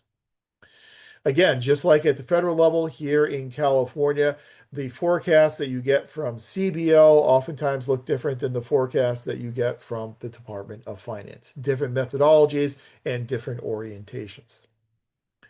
So you put together your estimates, you put together your revenue forecasts, and then you use those to then inform how much money you have to spend in the upcoming fiscal year. So at the federal level, what will then happen is OMB will then put out a call for budget requests. It used to be what was called Circular A-22. I don't know what they call it today, but it basically is a request for budgets. So they'll ask all the agencies and all the departments at the federal level to give them their budget request. They then submit, the agency departments then submit their budget request to the Office of Management and Budget. Usually OMB will then reduce those requests, will make cuts to them, and then those revised requests will then become part of the president's executive budget. The president typically has their executive budget together in late January or early February for the fiscal year that begins the following October 1st. Once the president has put their budget together and it's ready to go to Congress, that then ends the preparation phase. So that phase usually ends in late January, early February. The president provides their State of the Union address to Congress. Typically, it used to happen in late January. This year, it's happening on February 24th. Usually earlier in presidential terms, the State of the Union address occurs later because you get a little bit of grace period. But so it's happening on February 24th, I believe it is. And that's when the president will go to Congress and will lay out all of their priorities and all their plans for the next fiscal year in their State of the Union. All those priorities are then incorporated within that executive budget. Once the executive budget is delivered to Congress, we then shift from the preparation phase to the second phase, which is formulation. So formulation phase is all about congressional consideration of the president's budget. Again, that's going to usually start sometime in February. In formulation, what will happen is the president's budget will initially go to the budget committees in the House and the Senate. The House has one budget committee, the Senate has one budget committee. Those budget committees are then responsible for passing these things known as the concurrent resolution on the budget. The concurrent resolution on the budget. The concurrent resolution on the budget must be passed no later than April 15th. This concurrent resolution on the budget will establish the maximum amount of money that can be spent in each of our programmatic areas at the federal level. So, for instance, here's the maximum amount of money that can be spent on Department of Homeland Security. I know that's an ironic example today. The maximum amount that can be spent on Department of Agriculture, the maximum amount on the Department of Education, as long as it's still in existence, the amount on Health and Human Services. So it will establish these maximum spending amounts. The purpose of the concurrent resolution on the budget is to impose some fiscal discipline on Congress as they do their appropriations. So that's the first thing that happens. The House and Senate budget committees pass these concurrent resolutions on the budget. April, yes, the April 15th date is supposed to be cemented into federal law. It is part of federal law. The problem is sometimes Congress ignores it. But usually Congress is not too bad at getting this concurrent resolution done by April 15th. Because this concurring resolution we have found is not necessarily binding. And so you're establishing these maximum amounts of spending, but if Congress then through the appropriations process exceeds them, that's kind of Congress can make up the rules in that regard. So there's not really a hard and fast binding mechanism anymore for that resolution. So once you got that concurrent resolution, you have an idea of how much money you can spend in all these different programmatic areas. Then the budgeting process goes into a kind of a side-by-side two path or two avenue process, if you will. There are two different processes for two different types of spending. One type of spending is considered discretionary spending. Discretionary spending is spending that Congress has direct control over changing. So if Congress wants to spend less money on program A and it's discretionary, then Congress has the discretion to just directly decide to spend less money on program A. So spending that Congress has direct control over goes through the discretionary process. It goes through what's called appropriations. So for discretionary spending, the process then goes into the appropriations committees. There is an appropriation committee in the House, and there's an appropriations committee in the Senate. And this is where it starts getting complicated. Each appropriations committee has 12 different subcommittees. Each subcommittee focuses on a different area of spending. So there'll be an agriculture appropriations subcommittee, an HHS appropriations subcommittee, and so on and so on. Each of those 12 appropriation subcommittees will then hold hearings and will mark up and make changes to the appropriation bill within their area of spending. They will then pass that appropriation bill back up to the parent appropriations committee. So, the House Agriculture Appropriations Subcommittee will pass their appropriation bill. It will then go to the House Appropriations Committee. The House Appropriations Committee will then consider that appropriation bill, will hold hearings, will do markup and amendments to it, and then pass the appropriation bill. Once the appropriation bill is passed, it can then go to the floor of the House, and once that process happens in the Senate, it can go to the floor of the Senate. What makes a program fall under discretionary spending is if it's something that the recipients do not have a legal entitlement to. So if you think about something like an eligibility-based program, such as a welfare-based program, where people get those benefits because they are legally eligible for them, their household income falls below a certain income threshold, they then are legally entitled to those benefits. That would be something that Congress does not have direct control over changing. So all those entitlement types of programs, welfare programs, Social Security, those programs fall under a different avenue of spending, which is authorization, mandatory spending. So discretionary spending goes through the appropriations committees.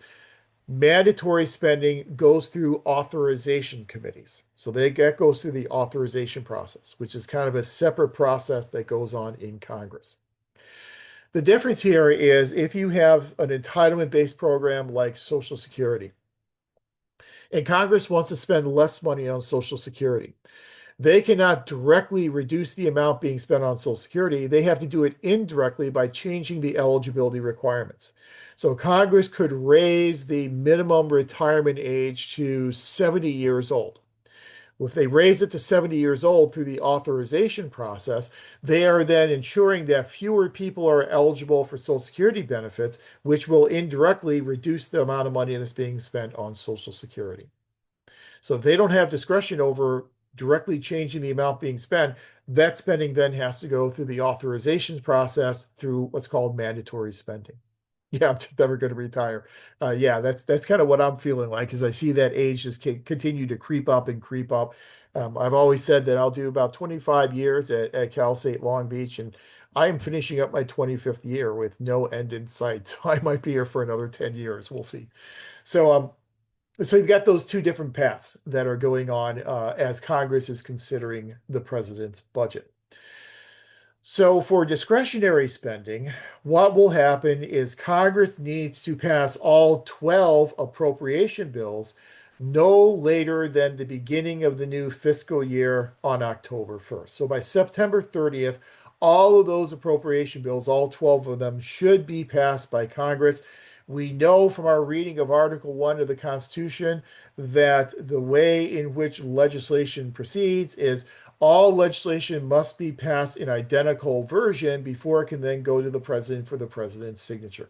And this is where we fall down in the budgeting process. We struggle mightily to get 12 appropriation bills passed by the House and the Senate in identical version in time to go to the president for the president's signature by October 1st. And we'll talk in a second about what happens when that occurs. So we've got these two different processes going on. We know that if we need to get identical versions of these appropriation bills and these authorization bills, then we're going to have what we call conference committees. And so we put together conference committees made up of representatives from the House and the Senate.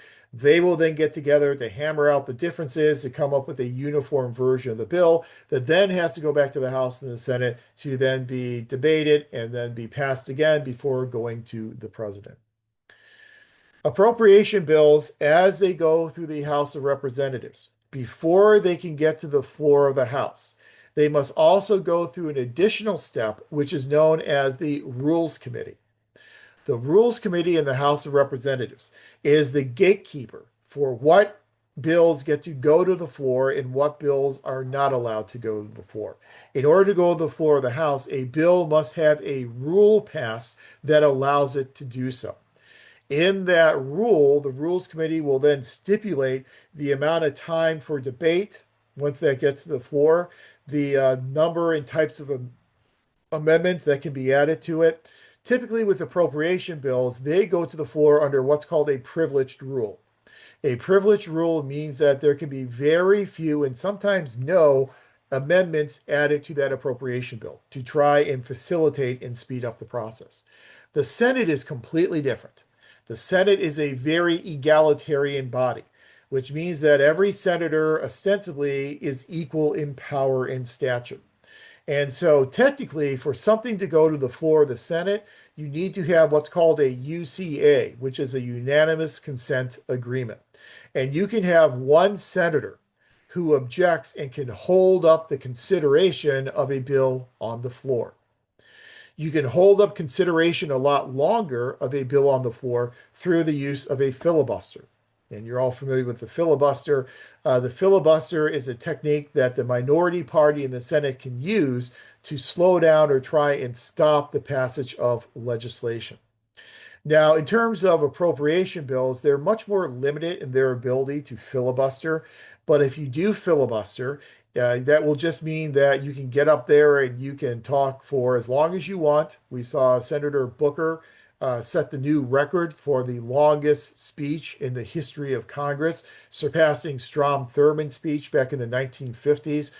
Strom Thurmond's speech in the 1950s was done to try and stop civil rights legislation. That's why he did his. Cory Booker exceeded his length of the speech.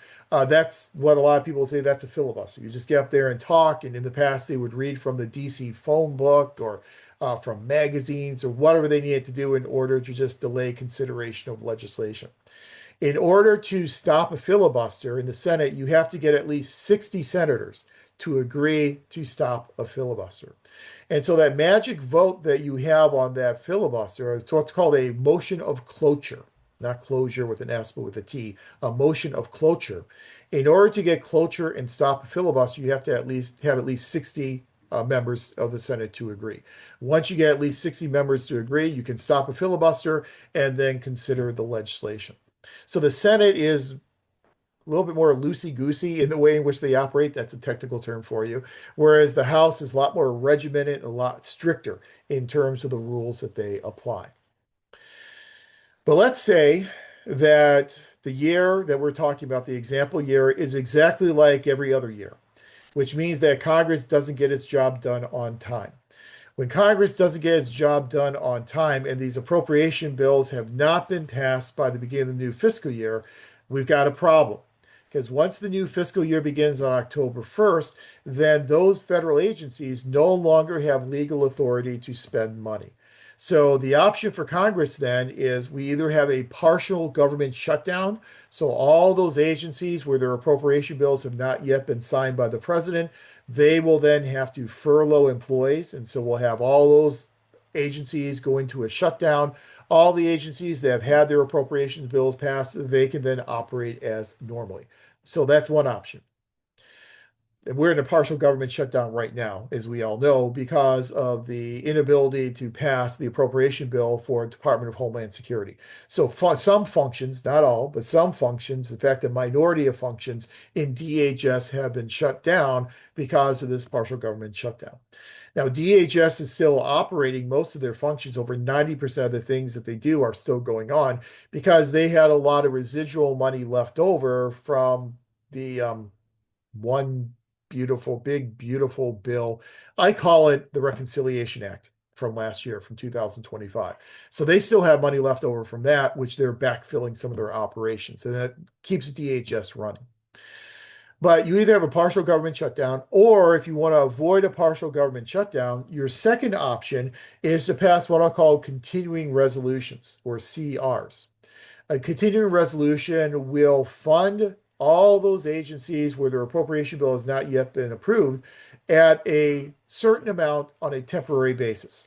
So a CR might say, we will fund this agency for the next 2 weeks at this temporary funding amount. That's what we have with DHS. In that we say, okay, we'll give them a 2 week additional continuing resolution. Within those 2 weeks, the Democrats and Republicans could not come to an agreement, which then led to the partial shutdown of DHS. Continuing resolutions are temporary, and so they expire. And when a CR expires, you either have to renew it with a new CR or you're into a partial government shutdown. Or the third option is to use what is called an OBRA and OBRA, which stands for an Omnibus Budget Reconciliation Act. That's a fun term to type while you're talking. An Omnibus Budget Reconciliation Act, or an OBRA. An Omnibus Budget Reconciliation Act is when Congress takes all those appropriation bills that have not yet been passed and they cobble them all together into this mammoth monster of a piece of legislation. Those Omnibus Budget Reconciliation Acts are so massive, thousands of pages long, that we really don't even know what's in them until sometimes 2 or 3 weeks after they have been passed. One example from several years ago is we had an OBRA that was passed that had a provision in there that allowed specific employees in the IRS to essentially release anyone's tax returns with pretty much impunity. And people didn't realize in Congress that that was in the OBRA until a couple weeks later. And then they had to go back and try and undo that provision. So, for lack of a better term, it's no way to make a budget. But the way in which we typically budget at the federal level is through these things called OBRAs. So one way or another, we've got to get the appropriations so that agencies can then spend money in the new fiscal year. Technically, on October 1st, when that new fiscal year begins, we should then begin the third phase known as execution. And this is when we're actually going out there and spending those appropriations. Now, let's pause this for a second and take a look at California and some of the similarities and differences with the processes so far in California. The preparation phase is a little bit different in California, in that a lot of those forecasts are being done by different organizations, the Legislative Analyst's Office and the Department of Finance. But the governor puts together the governor's executive budget, and that happens in January. Then the governor's budget is transmitted to the state legislature in January, and then the state legislature goes through its formulation process. The state legislature is supposed to pass the budget bill. So we don't have different appropriation bills like in the federal level. We have a budget bill. That budget bill needs to be passed by the state legislature no later than June 15th, to be signed by the governor by June 30th, to then go into effect on July 1st, because that's the beginning of the new fiscal year. However, The whole process is very much affected by this little device we have here in California known as the May Revise. And many of you are probably familiar with the May Revise. The May Revise is where we go back and we revise the governor's budget based upon updated budget projections. So we'll go back and look at our actual receipts that we have received by May and line those receipts up with the forecast that we had made back in January. If the receipts in terms of the amount of revenue we're actually receiving, those amounts are greater than what we had forecast, we're in great shape. And then maybe we can make some modifications to the budget to spend more money or put that money into a rainy day fund or use that money to pay down long-term state debt. And so that's the ideal. However, if receipts are running behind our forecasts, then we got a hole in the budget. And that's when we have to make further cuts and further modifications to the governor's budget. So the real work of the state legislature when it comes to the governor's budget really starts in earnest after that May revise in the middle of May. So really the hard work of the budget and formulation is really going on between May 15th and June 15th. So it's kind of in that 1 month period of time. Also, here in California, we do not have a continuing resolution type of situation. So if we don't get the budget done on time, then state agencies do not have legal authority to spend money. Fortunately for us, we have no trouble getting the budget done on time because we have Democratic supermajorities in the Assembly and the Senate, as well as a Democratic governor. Add to that the fact that we now only need a simple majority to pass the budget through the state legislature. We don't have trouble getting a budget done on time. However, here in California, when the budget is signed by the governor, there are still a lot of questions that need to be answered. So a lot of the specifics, a lot of the gaps are left in terms of how are we specifically spending this money? How are we implementing the budget? All of those details then get filled in here in California with these devices known as trailer bills. So once the budget is passed and signed by the governor, so we get to the new fiscal year on July 1st, throughout the early summer, we will then have these trailer bills that are passed by the state legislature, and those trailer bills will then specifically dictate all the specifics of how this money is to be spent. So you'll see some local governments, I know my district did this every year, that even though our appropriations officially would begin on July 1st, we would wait to spend the money until we saw what the trailer bill said. Because you could get a trailer bill that comes out a couple of weeks later that really limits the way in which you're able to spend that money. If you've already spent it in one way, you could have a whole lot of trouble going back and trying to fix your mistake. Why is the budget a hot topic of discussion? I know it's more political. Wonder on the same small details that come up. It is very political. You know, Aaron Wildofsky wrote a very famous book several years ago, The Politics of the Budgetary Process. And in his book, he has argued that our polarization has continued to increase and increase, so that we are more polarized today than we were in the past, especially in terms of the budget. And I think it all goes back to the idea of the budget as a statement of priorities. So when you have two polarized political parties that have diametrically opposed priorities, then the manifestation of that disagreement is going to be in your budget document. So I agree, there are political elements, and that's the primary problem that we run into getting budgets done on time.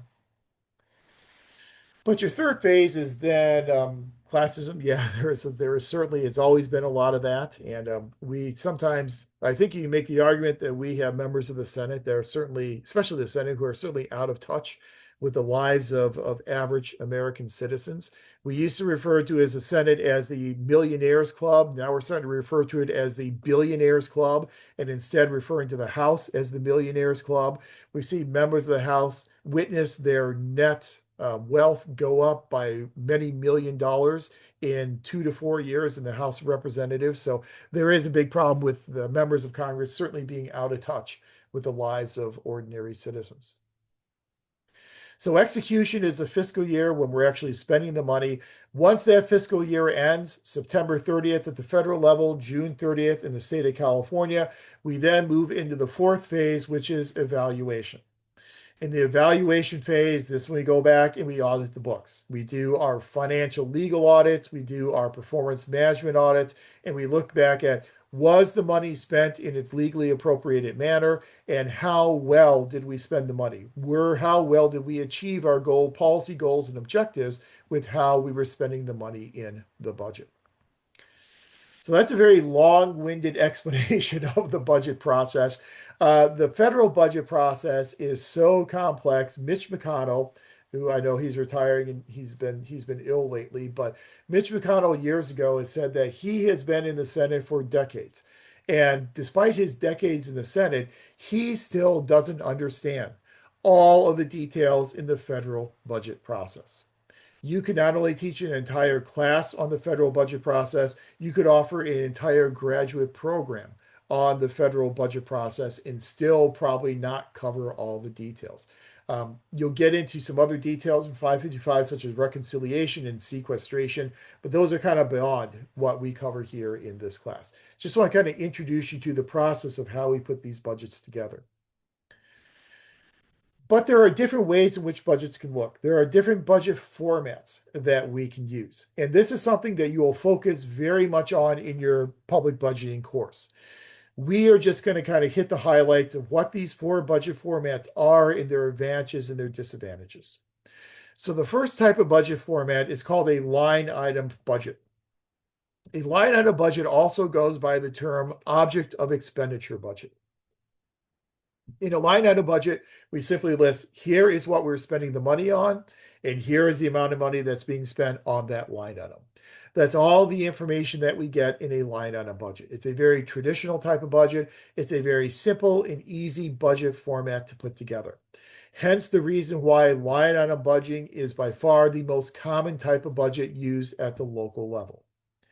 The problem with line item budgeting is the only information you have is how much money you spent and what you spent it on last year. So it really does lead very much to an incremental decision-making process because we just don't have all the information we need in order to be more rational in nature. But this is what you're going to see in most local governments. Second type of budget format is a performance-based budget. So in a performance-based budget, we will take our line item budget and then we will add on performance indicators to help us measure how well we are spending these appropriations. So for instance, if you have a police department and you want to add on some performance indicators, you might say, here is X amount of money that is being spent on the activity of police patrols. Then the question will be, by increasing the number of hours that you are spending on police patrols, what's the impact of that? And so if you have an extra 1,000 hours of police patrols, how does that impact property crime rates? How does that impact violent crime rates? And so on and so on. So you'll have those types of performance indicators built into your performance-based budget. Typically, performance-based budgets will start with a line item approach, and then they'll move into the performance aspect with all these specific performance indicators so we can better manage our organizations. There is a very famous author by the name of Alan Schick. And Alan Schick wrote a famous article many years ago where he argued that budgets can be used for three primary purposes. And according to him, the three primary purposes of a budget document are number one, control. So we can use the budget to control how much money we're spending and what we are spending that money on. That would be a line item budget. So a line item budget serves the purpose of control. The second purpose we can use a budget for, according to Schick, is management. So we can use our budget document to help us better manage the operations of our organization. So by having those performance indicators, we can see how well we are spending our money. So it serves as a document that helps us in the management function of our organizations. The third budget format is a program-based budget. And a program-based budget contributes to the third purpose, which is the planning feature. So a program-based budget helps us strategically plan the operations of our organization. So in a program-based budget, it is going to be much different than line item or performance-based because line item and performance-based budgets are still organized around the units or the departments. So you'll have a police department budget, you'll have a fire department budget. Those will be organized around the individual units and departments. A program-based budget is organized around the program that is being delivered, irrespective of where those activities are occurring. So, an example from a program based budget could be a program such as the protection of persons and property. So, if the program is protection of persons and property, then any spending that contributes to the protection of persons and property would be budgeted together within that program category. We can certainly envision a lot of the activities of the police department contribute to protection of persons and property. A lot of the activities of the fire department contribute to protection of persons and property. And so you're not budgeting according to the unit, you're budgeting according to the program. So what we do in preparing these program-based budgets is we engage in a process known as crosswalking. So we'll create a matrix. Right across the top of the matrix, we'll have all of our program goals. And then along the left side of the matrix, we'll have all the different activities. And then we'll put a check mark in the box that correlates to the correlation between the activity and the program goal. Then we'll take all those activities that contribute to the same program goals, budget them together in the same program on our budget. So it's a very rational way of kind of holistically looking at our organization and understanding how all the component parts and all the activities we're engaging in contribute to achieving our goals and objectives. Then the fourth budget format is a zero-based budget, or ZBB. In zero-based budgeting, we are taking a very rational approach. And this is also something that's very good for planning. So we take a very rational approach and we go back and we re-justify why we are spending the money. So instead of just using last year's budget as our guide for this year's budget, we'll go back and we will re-justify spending the money on this program. So with the zero-based budget, what we do is we basically go to the lowest level of our organization where budget decisions can be made. Those lowest levels, those units that can make the budget decisions, those are considered to be decision units. Each decision unit will then put together a series of what are called decision packages. Each of those packages will list different courses of action for how we spend the money and then the consequences of those courses of action. So if we have 10% more appropriations in order to fund a library bookmobile, what are the consequences of that? Well, we may be able to serve X number additional patrons because of this increase in appropriations. Well, what if we have a 0% increase? Well, that means we're probably going to be able to serve fewer residents, fewer patrons, because of the increase in inflation and the cost of doing business factor. So we'll probably have X fewer that we can serve. Well, what if we have a 5% reduction? Well, obviously the consequence will be that maybe we'll be serving far fewer patrons, X number fewer patrons. Maybe a 5% reduction would mean that it is no longer viable to even have this bookmobile. So those are the consequences. We can then look at those consequences and then recommend courses of action for how we want to spend our money. All those recommendations then get sent up the organization chart. The highest ranked decision packages then become the budget for that agency. Zero-based budgeting is good because it's very rational, but as you can guess, it's extremely time-consuming. It creates a mountain of paperwork with all these decision packages. The state of Virginia uses zero-based budgeting, and the decision package template that they provide to their agencies, each decision package is about 40 pages in length. So do the math. If you have, 5 different decision packages on this area of spending, that's 200 pages. Maybe that decision unit is going to be covering 10 areas of spending. You're up to 5,000 pages. Multiply that across all the decision units in the organization. You may be looking at hundreds of thousands of pages of supporting information for your budget. Very few organizations have the time or the resources to support zero-based budgeting. So when zero-based budgeting is used, it's typically used in a modified approach. In the modified approach, what a government may say is 20% of our agencies will be budgeted this year according to zero-based budgeting. 80% will be done in line item budgeting. The next year, we'll select a different 20% for zero base. Next year, a different 20%, and so on and so on. But you really have to be mindful of the immense resources and time consumed by zero-based budgeting. All that being said, when you look at a local government budget, it is typically going to be line item in nature. You may see some performance-based budgeting as well used at the local level. I know some governments here in Southern California use a variation of performance-based budgeting. Program-based budgeting tends to be used either at the state level, or there are also some agencies at the federal level that use program-based budgeting. The Department of Defense, for many years dating back into the 1960s, used a variation of program-based budgeting in assembling their budget.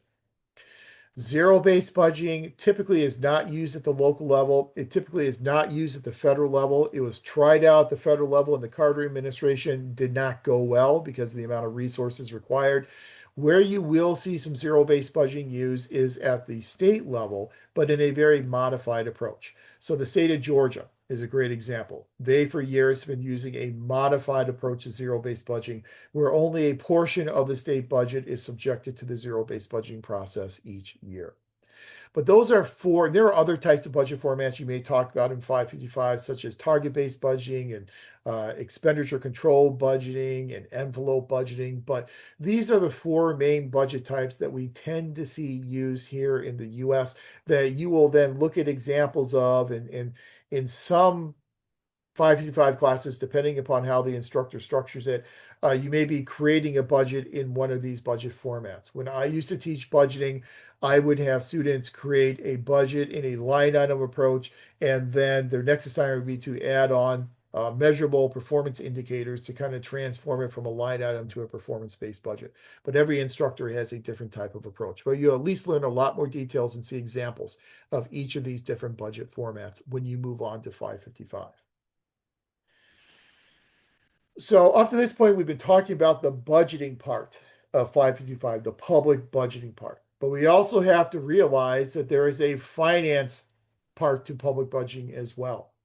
So when you talk about financing in 555, you're going to talk a lot about revenue generation and where does the money come from. So in budgeting, we're talking a lot about the expenditures. Here, we're going to start talking more about the revenue. You will discuss different sources of revenue, tax-based versus non-tax sources of revenue. Tax-based sources of revenue will cover, obviously, the big three are property, income, and sales taxes. You will talk about these different types of taxes on two different criteria. One criteria is an ability to pay criteria, and the other one is a benefits received criteria. Property taxes are based upon an ability to pay principle, so that people who demonstrate a higher ability to pay are required to pay more in taxation. Income taxes are based upon an ability to pay principle. Those who exhibit more of an ability to pay more in taxes. Sales and consumption-based taxes are based more on a benefits received principle. So you pay the tax from the benefit, the value of the benefit that you are getting from consuming something. In terms of property taxes are an ability to pay tax in that the indicator of your ability to pay is the assessed value of your home.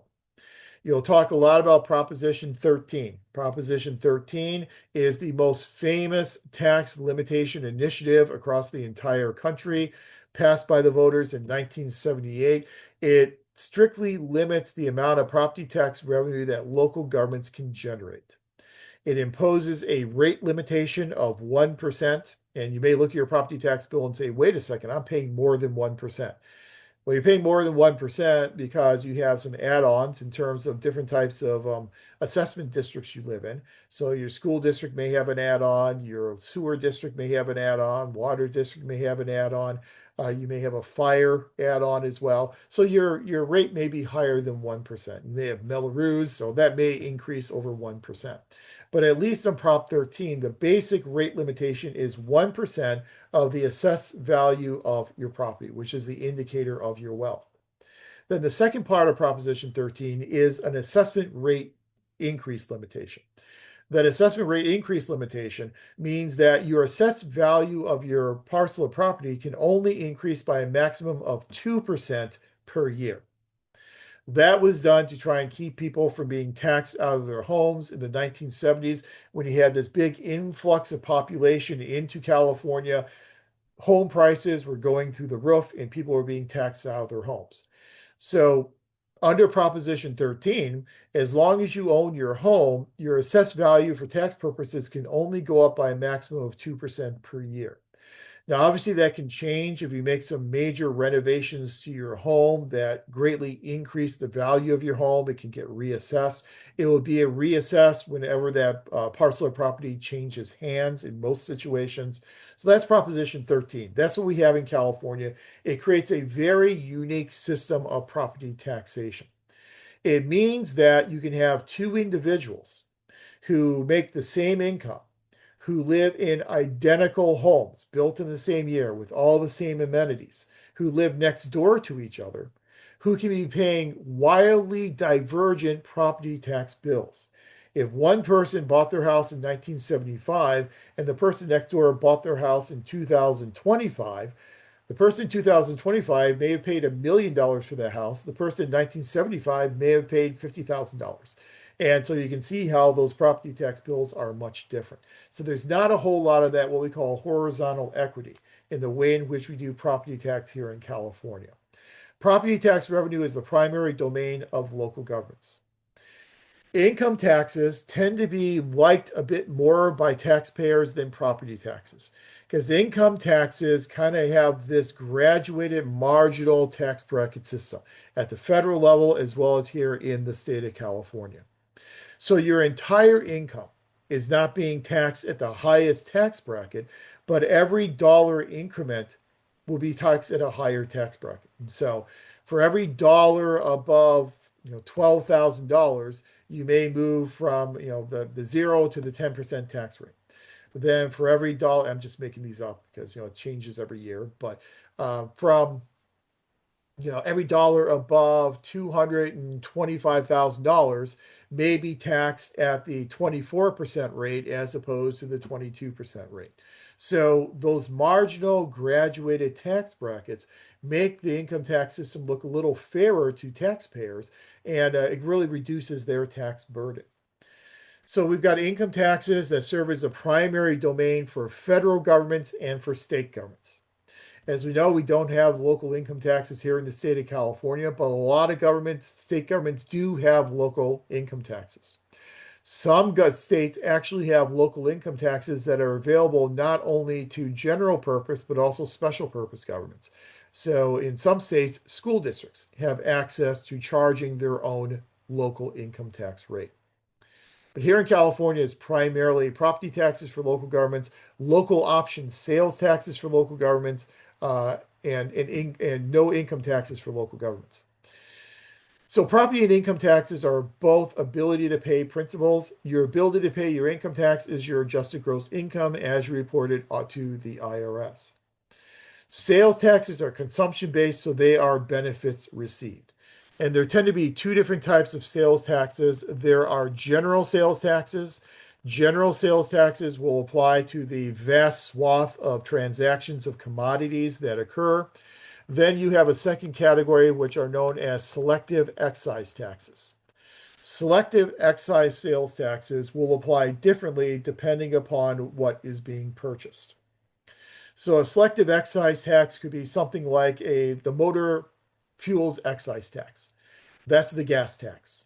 So the gas tax is an excise tax because it's applied to the purchase of a gallon of gasoline. Then the revenue is supposed to be captured and then go into a highway trust fund to then be used for road repairs and reconstruction. You can have sin taxes, which are also selective excise taxes. So you can have taxes on tobacco, taxes on alcohol. So if you don't consume tobacco, you don't consume alcohol, then you don't have to worry about paying those taxes. It's a very popular type of tax because it shifts the burden from taxpayers onto others who are actually going to get the benefit from consuming that good or service. So people who don't smoke, they're going to be in favor of tobacco taxes because they can shift the burden onto someone else. General sales taxes can be especially problematic. And yeah, you're right, Martin. It's meant to try and discourage some type of action, some type of behavior. And that's an interesting point because there's kind of a hypocritical part of this whole argument that governments will oftentimes argue in favor of a sin tax because they will say the sin tax will increase the price of this good or service, and so it will then decrease consumption. So if cigarettes become more expensive, fewer people will then purchase and consume those cigarettes, which is a good thing for public health. However, they also sell sin taxes as a source of a lot of additional revenue. Well, you can have your cake and eat it too. If you are going to seriously reduce the consumption of tobacco with raising the price with the sin tax, then you're not going to be getting additional revenue because people are not consuming tobacco products. So we have to remember we kind of have this Laffer curve and we have kind of this bell-shaped curve that as we increase the sin tax, we're going to get more and more revenue until that price becomes price prohibitive. At that point, if you continue increasing your sales tax, then consumption is going to go down and the amount of revenue you generate will go down as well. So I think you can say that governments have been a little hypocritical in the way in which they have sold these sin taxes to the public. They've also sold a lot of these sin taxes to the public as saying, hey, we're going to capture the revenue and use it for education. Well, that's a very good rhetorical selling point, but we all know, everyone who works in education knows that the actual percentage of revenue that local education agencies get from those taxes tends to be relatively small. We've also sold lotteries in that regard too, that we're going to capture this revenue from the lottery and we're going to give it to education agencies. If you're in an LEA, you realize that the amount that you get from lottery proceeds also tends to be relatively small as well. To give you an example, in the College of Health and Human Services, every year in faculty council, and I vice chair faculty council for several years, we would have a process where we would allocate lottery funds. And so faculty and departments would submit proposals, we would rank those proposals, and then we would fund all the top ranked proposals with lottery funds. We were usually dealing with in previous years, we were dealing with over $1 million. The last time I was on faculty council, we were dealing with about $220,000. And so $220,000, when you spread it across an entire college, doesn't go very far. So the amount we're actually getting from the lottery is not quite what was sold to the voters when lotteries were sold. But in terms of general sales taxes, I'll just mention this and then we'll move on from this topic. General sales taxes can be very dangerous in that they can be very regressive in nature. So when we are looking at a form of taxation, we have to consider how progressive or regressive that taxation is. A progressive form of taxation is one in which people who have greater ability to pay taxes pay a higher percentage in taxation. People who have less of ability to pay a lower percentage. That's a progressive form of taxation. General sales taxes tend to be highly regressive. And they're highly regressive because people have different amounts of disposable income. Disposable income is the amount of income you have left over after you've purchased the staples of life. Well, if you have a very high income level, you purchase your staples of life, you have a whole lot of disposable income left over. If you have a low income level, the purchase of staples of life is going to eat up most of your disposable income. So if we do not exempt the staples of life from a general sales tax, that general sales tax will be very, very regressive. So to really have a general sales tax, we need to have commodity-based exemptions and the right mixture of commodity-based exemptions. So we'll exempt certain types of food purchases from taxation. Some states like New Jersey would exempt up to $500 of clothing purchases from taxation. And you can deduct that from your state taxes. And so those are what you consider to be commodity-based exemptions. Yes, Alexandra, you're right. Sin taxes do tend to be highly regressive. And we see the people, people who are purchasing alcohol, purchasing tobacco, oftentimes you are targeting lower income individuals, which then makes that tax relatively regressive. A good example of a regressive externality is in terms of a luxury tax. So, say you have like a yacht tax. So, you're going to tax the purchase of yachts. Well, the theory behind that is obviously they're going to be upper income individuals who are purchasing those yachts. So, it's going to be progressive because they have more disposable income. But we all know that if you have an extremely high tax on yachts, that's going to reduce demand for those yachts. As demand for yachts goes down, we're going to have less of a demand for production of yachts. And that's then going to hit those people who are working in those shipyards. And you're actually having a regressive impact upon people you don't want to have the impact on. So that's kind of an example of an externality that actually makes that type of luxury tax inherently regressive in nature. We see a lot of talk here in California recently about the billionaire tax. And people running for governor, like Tom Steyer, have been talking a lot about a billionaire tax. The state legislature wants a billionaire tax. Governor Newsom is pushing back on that billionaire tax. The argument for the billionaire tax is, again, it's very progressive in nature. The problem, obviously, is if you start taxing high wealth individuals, so much of those high wealth individuals take their wealth and move to another state, then it's going to hurt your economy. Here in California, we tend to be disproportionately um, dependent upon high wealth individuals. So the top 1% of wealth earners in the state of California tend to pay the vast majority of income taxes.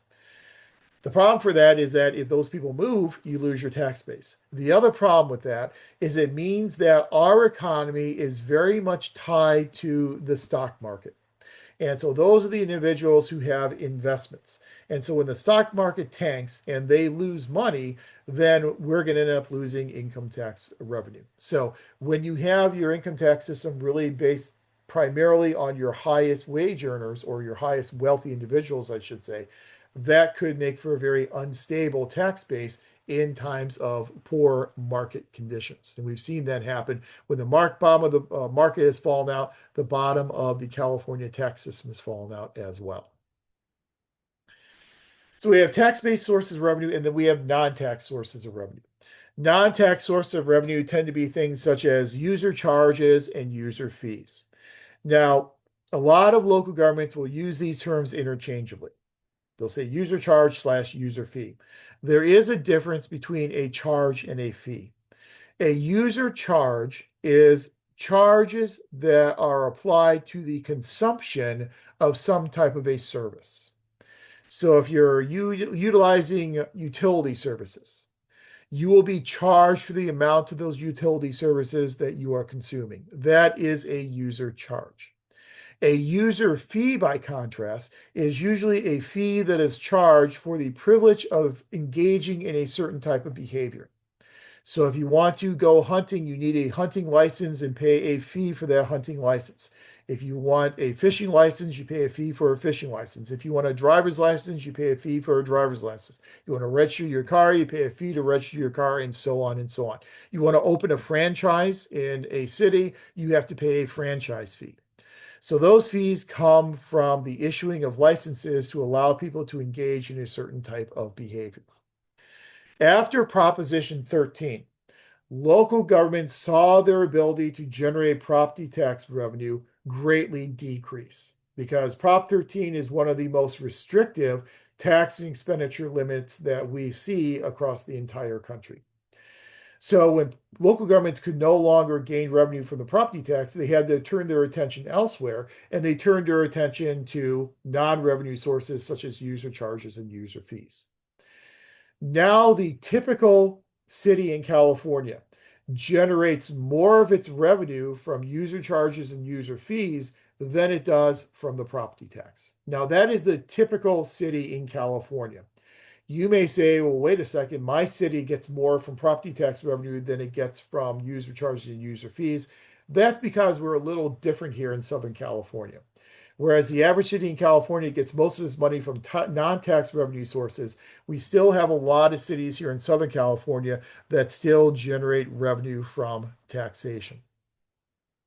If you live in a beach locale, if you're lucky enough to live in one of those beach locales, then your city may get some revenue from transient occupancy taxes, TOTs. Those TOTs are then ways in which you can generate tax revenue from people who do not live in your community. Anaheim's a great example of that because of its proximity to Disneyland. So you can get your revenue from a variety of different sources. Some states get more tax revenue, some get more non-tax revenue. But hopefully what we are doing is we are generating enough revenue to then cover our planned expenditures. When our revenue does not cover our expenditures in a given fiscal year, we then have what is called a deficit. So there is a difference between the terms debt and deficit. Deficit is an imbalance of revenues and expenditures in one given fiscal year. And yeah, April, a transient occupancy tax is a TOT.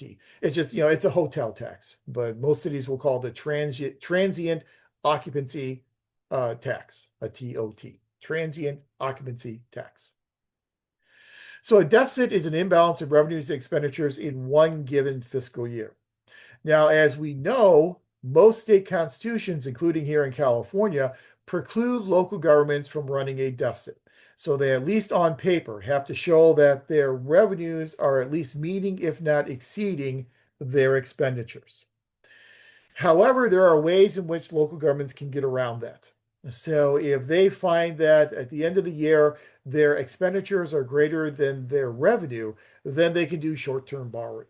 They'll go out there and they'll issue what's called a note.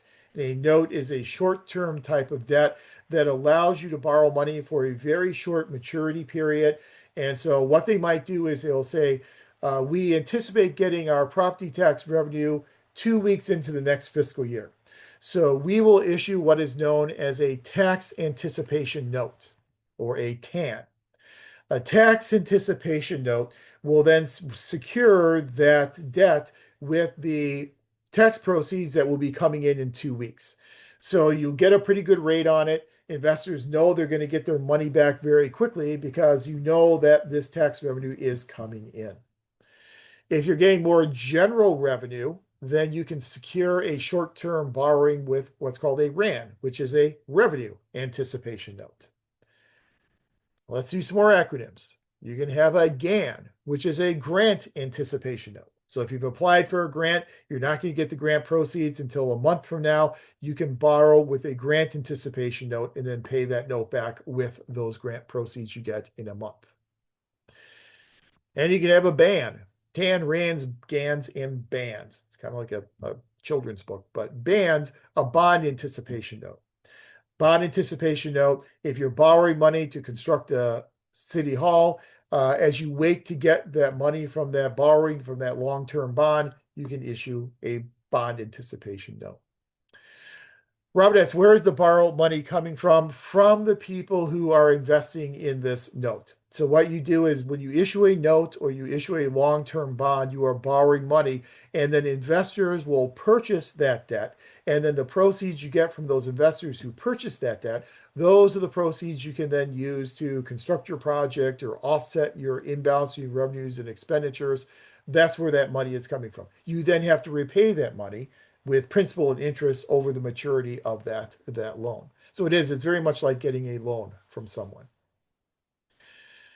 Now, I know there is a portion on the final assessment that asks you to talk about bonds. And so let's talk a little bit about bonds, different types of bonds and how they work. So deficits are when we have an imbalance in revenues and expenditures, and we can do short-term borrowing, issuing notes to try and remedy those deficits. Debt is longer term in nature. So short-term notes usually have a maturity in far less than 1 year. However, long-term borrowing is going to have a maturity date of more than 1 year in duration. So with long-term debt, what we typically do is we issue a bond. So we want to construct that new recreation center. So we're going to issue a bond, which means that we are going to borrow money. Investors will purchase that bond. We'll then take the money that those investors pay to purchase that bond, those are our bond proceeds, and then use that money to construct our project. We'll then repay those investors over a period of time. 20, 25, 30, sometimes all the way up to 40 years in terms of the length of that bond. So again, it's just kind of borrowing money. We issue bonds, we borrow money to build these projects for a variety of reasons. The one and most obvious reason is that they're really, really, really, really expensive. And so we don't necessarily have $100 million sitting around in one of our accounts that we can then use to build this new recreation center. So we have to go out there and borrow money. A second argument for using bonds is this idea known as intergenerational equity. And intergenerational equity says if you are going to construct this $100 million recreation center, ostensibly, this recreation center is going to be around for hopefully decades if you're spending that much money on it. So people in your community are going to be using it maybe for 50 years. So is it fair that the people who live in year one in your city have to foot the entire bill for this $100 million project? Or shouldn't people who get a benefit from it in year 10 and 15 and 20 also have to contribute to repaying it? So they will pay higher tax rates in order to retire this debt. So it makes it more equitable between your different generations so that everyone who's using this facility, for the most part, will have to pay toward its construction. So that's another reason why we borrow money through the use of these bonds. Now, there are different types of bonds that have their own advantages and their disadvantages. The most traditional, I'll put this in text chat for us, the most traditional type of bond is what's known as a general obligation bond. Sometimes goes by the acronym of just a GO bond. So a GO bond, a general obligation bond, is a type of bond that is the repayment is secured with what's called the full faith and credit of the city. So when a city issues a general obligation bond, they are telling investors that if you invest in this bond, we will guarantee you're going to get your money back. So we will pay you back principal and interest payments over the life of this bond, and we will use all of the resources at our disposal to make sure that you get your money back. Full faith and credit means everything that we have at our disposal. So if we have to lay people off, do RIFs in order to free up money to pay you back, we will do that. If we have to charge people fees, entrance fees, we will do that.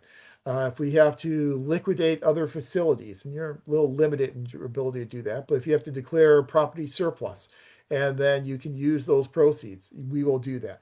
We will do everything in our power, use all of our resources in order to pay you back. Now, investors, whenever they decide to invest in something, they always consider the balance of risk versus reward. So the higher the risk to the investor of getting their money back, the higher the reward they are going to expect. The lower the risk, the lower the reward that is expected by the investor. So a general obligation bond is a very safe investment for an investor. So investors are going to expect far lower levels of return, rewards from a general obligation bond.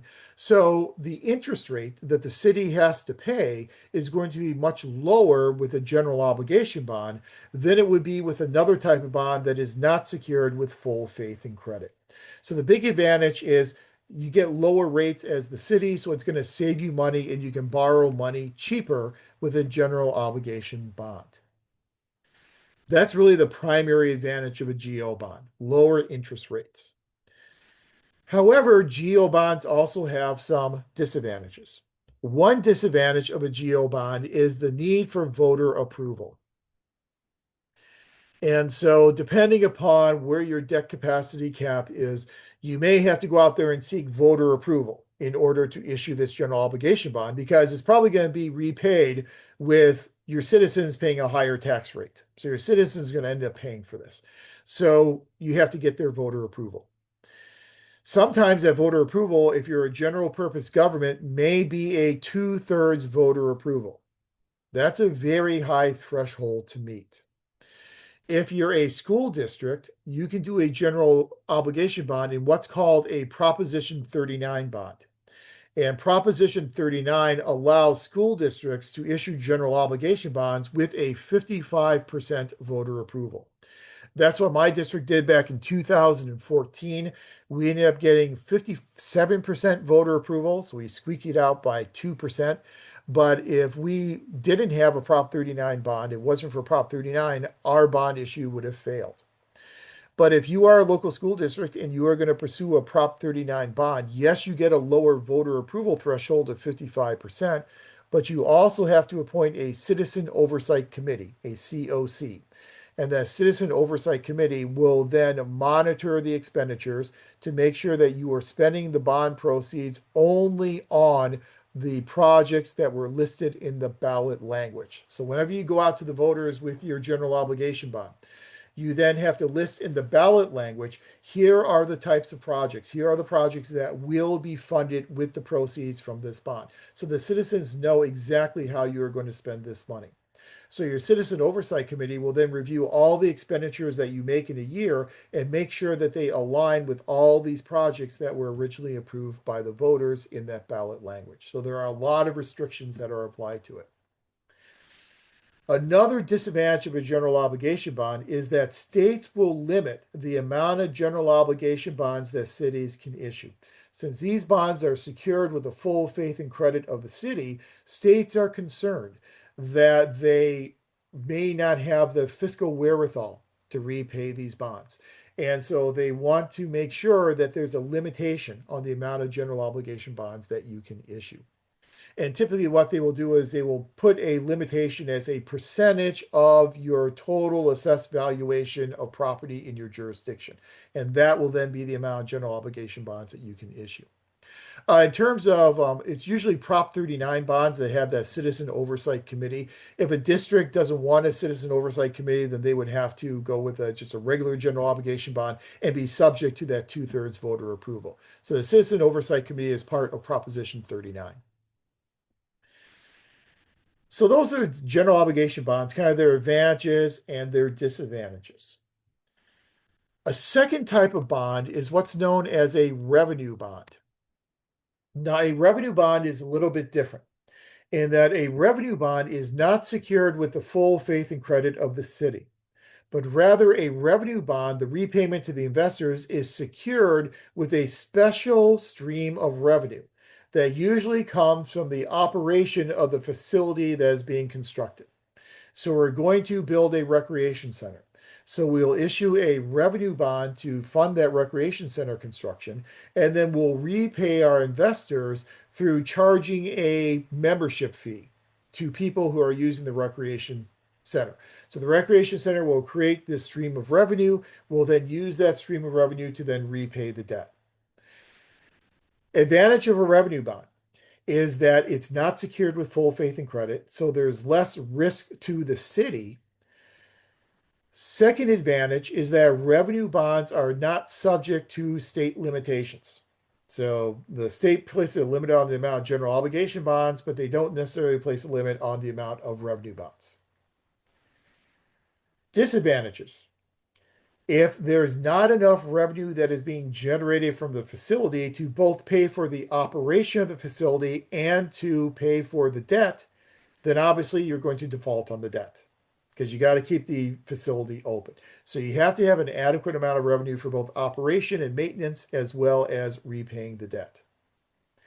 Second disadvantage is because there's more risk to investors, they're going to expect a higher amount of reward, which means the interest rates are going to be much higher with a revenue bond than they were with a general obligation bond. So there are much more costly ways for you to borrow money. So that's another disadvantage. A third disadvantage, I don't want to get too much into the weeds on this, but suffice to say that Congress in the 1980s placed limitations on the amount of revenue bonds that could be tax exempt. And this takes just a really quick bit of backstory. Whenever local governments issue debt, whenever they issue these bonds, their debt will be competing with the debt being issued by private corporations. So private corporations issue debt as well.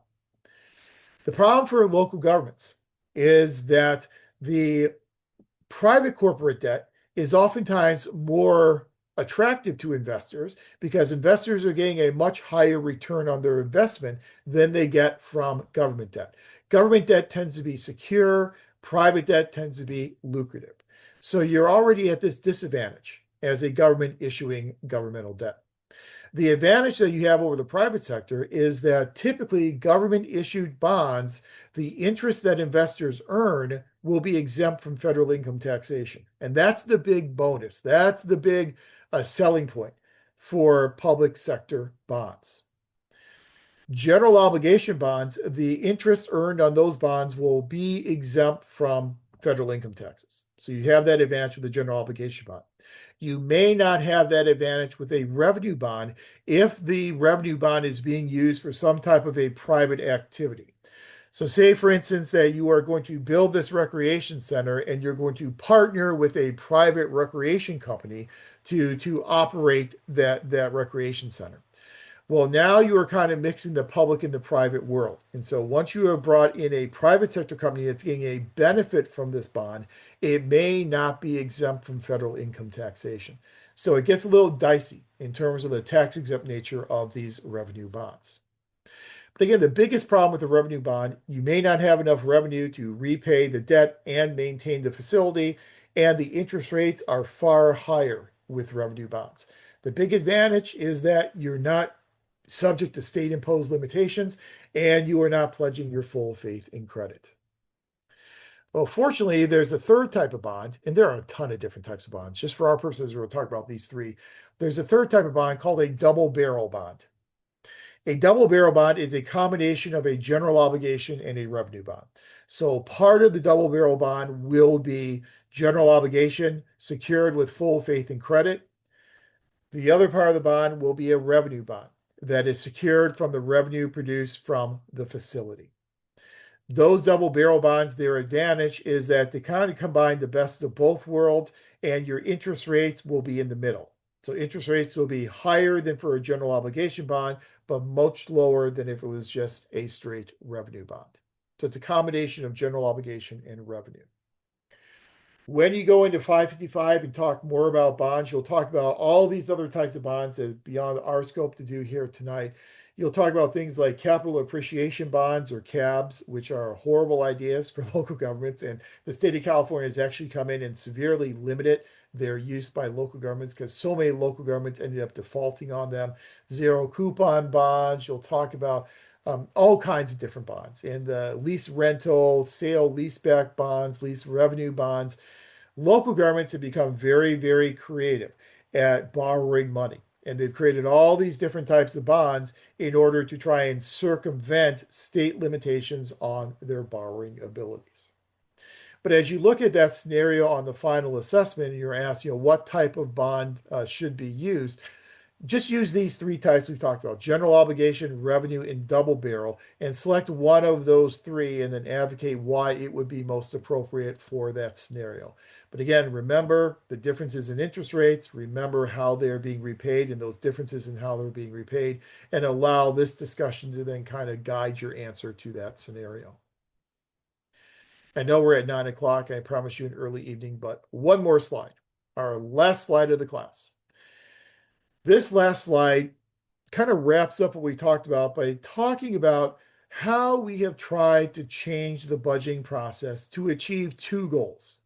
The number one goal, to try and get budgets done on time, and the number two goal, to try and get rid of budget deficits. Those have been the two major problems that we have struggled with for the past several decades in trying to put public budgets together, especially at the federal level. So what I have on the screen for you, just very quickly, three examples of ways in which Congress has tried to reform the federal budgeting process to get budgets in on time and to avoid deficits. The first one you see there is the Budget and Impoundment Control Act. This was passed in the mid-1970s, and the purpose of this act was to try and get more control over the budgeting process, as well as try to limit the president's power in budgeting.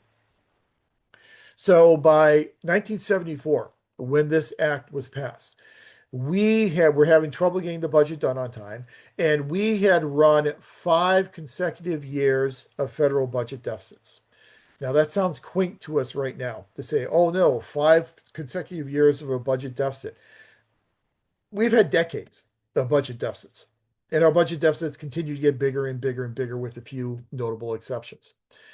But we really want to try and get control over this budgeting process. And the way in which you get control over this budgeting process is in the Budget Impoundment Control Act, Congress set up this process that I talked about in formulation with the House and Senate budget committees, with the use of a budget resolution, with the discretionary and mandatory spending processes, the fiscal year running from October 1st to September 30th.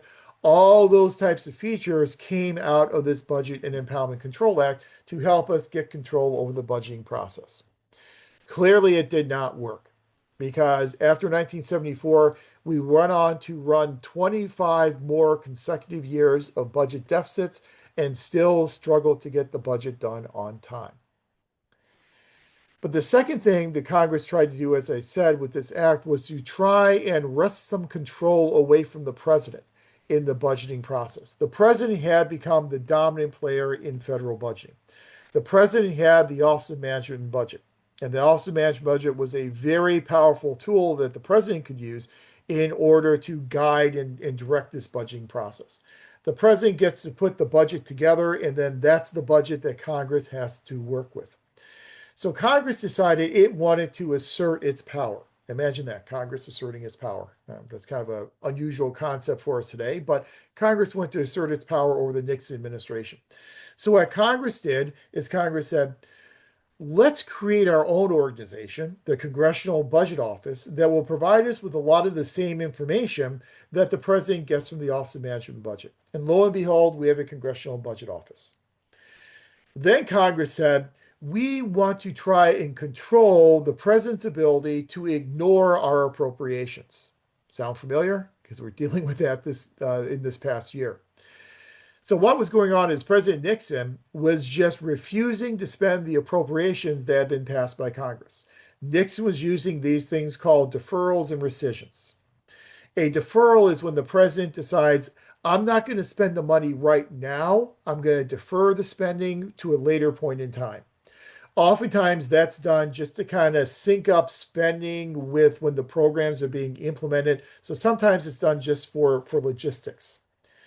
Congress wasn't terribly concerned about deferrals because the funds would then be released. What they were really concerned about was the rescission process. When the president would just rescind funds, Nixon would say, I disagree with this program, so I'm going to go ahead and sign the appropriation bill, but I'm just going to refuse to spend the money that I do not believe in and would rescind those funds. So in order to stop that, what Congress decided is presidents, if they were going to try and rescind funds, they would have to put a list of all these different programs where the spending was being rescinded and give that rescission package to Congress. And then Congress could then decide whether or not to release that funding over the objections of the president. So that was done to limit Nixon's ability to engage in rescissions. Deferrals and rescissions go by the term impoundments. And so when you say the president is impounding funds, that means the president is not spending the money, either deferring the money or out and out just saying, I refuse to spend it in a rescission. But deferrals and rescissions are all considered to be impoundments. Hence the reason why it was called the Budget and Impoundment Control Act. As we talked about in previous class sessions, the current administration is doing rescissions again, much like what the Nixon administration did. The first time the Trump administration sent a rescissions package to Congress, Congress readily approved that within the parameters of the law. The second time that the president rescinded funds, the White House did not send a rescissions package to Congress, and Congress has yet to ask for that rescissions package because the majority in Congress does not want to assert that power under the Budget and Impoundment Control Act. So that was the first way in which they tried to reform the budget process, even though all the elements of the act are still alive today in our federal budgeting process. I think we make a compelling argument. It just didn't work. So in the 1980s, we then have a different attempt. So we say, okay, now we're going to focus squarely on deficits. Now our goal is to eliminate deficits. So we had this piece of legislation in 1985 called Graham-Rubin-Hollings, and then a follow-up to it, a sequel in 1987 called Graham-Rubin-Hollings 2. The three gentlemen on your screen are Graham, Rubin, and Hollings. Phil Gramm, a Republican, conservative Republican from Texas, Warren Rudman, who is an independent from New Hampshire, and Fritz Hollings, who is a Democrat from South Carolina. And back in the 80s, we still had Democrats in the Senate from South Carolina. That's a very tall order today to get a Democrat out of South Carolina into the Senate. But this was a bipartisan piece of legislation, and the goal of Graham Rubin Hollings was to eliminate deficits. So what they did is they set up a timetable whereby they would reduce the deficit year after year after year until eventually, in the final year of the timetable, our deficit would be zero. It established in every single year what was called a maximum deficit allowed, an MDA, the maximum deficit allowed. That maximum deficit allowed, that target would then reduce each and every year. If Congress in a given year was not hitting its maximum deficit target, then it introduced this process known as sequestration. And there's another 25-cent word for the night. Sequestration. Look at that. I spelled it right and talked at the same time. Sequestration. Sequestration was created to be the most political repugnant thing in the world, in that the framers of this act thought that sequestration would be so repugnant that members of Congress would want to avoid it at all costs in order and would then try and reduce the deficit and meet their deficit targets. Sequestration would mean that if Congress missed its deficit target in a given year, the president would then have to do across the board cuts in order to get the spending down to the level that would allow us to meet our deficit targets. The President of the United States, in doing this sequestration, was then being watched and being monitored by the Comptroller General of the United States. Uh-oh, that's a problem. That's a problem because the Comptroller General of the United States is a legislative official. That is the head of of what used to be the General Accounting Office, the Government Accountability Office. That is a legislative official. As a legislative official, you are basically putting a legislative official in charge of monitoring the chief executive. That's a problem with separation of powers. And so the act was challenged in the court. The court found it to be unconstitutional. So they had to go back to the drawing board and do it again. So they did it again 2 years later in Graham-Rubin-Hollings 2. They took out that provision of having the Comptroller General watching the president, make it constitutional. But they then also went and revised their deficit table, increased all those deficits, and said, okay, let's start over again. Let's start with these new higher deficit targets. Well, what Congress figured out, being the smart folks that they are, is that if in a given year they were missing their deficit target, they could just pass legislation to adjust that deficit target. So they would just adjust the target upward each and every year. So instead of deficits going down, deficits started going up. So obviously, Graham-Rubin-Hollings was a failure, both by being unconstitutional as well as failing to control deficits. So in the 1990s, we get a third attempt. If it doesn't work, try again. If that doesn't work, try a third time. So here's the third attempt, the Budget Enforcement Act. The Budget Enforcement Act said, let's change our focus. Instead of focusing squarely on deficits, let's focus on spending.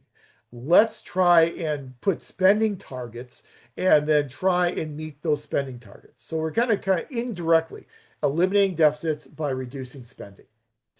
So what the Budget Enforcement Act did is it created 3 different categories of spending. It created one category for domestic spending. That's not right, but okay. One category for domestic spending, one category for defense spending, and one category for international spending. So domestic, defense, and international.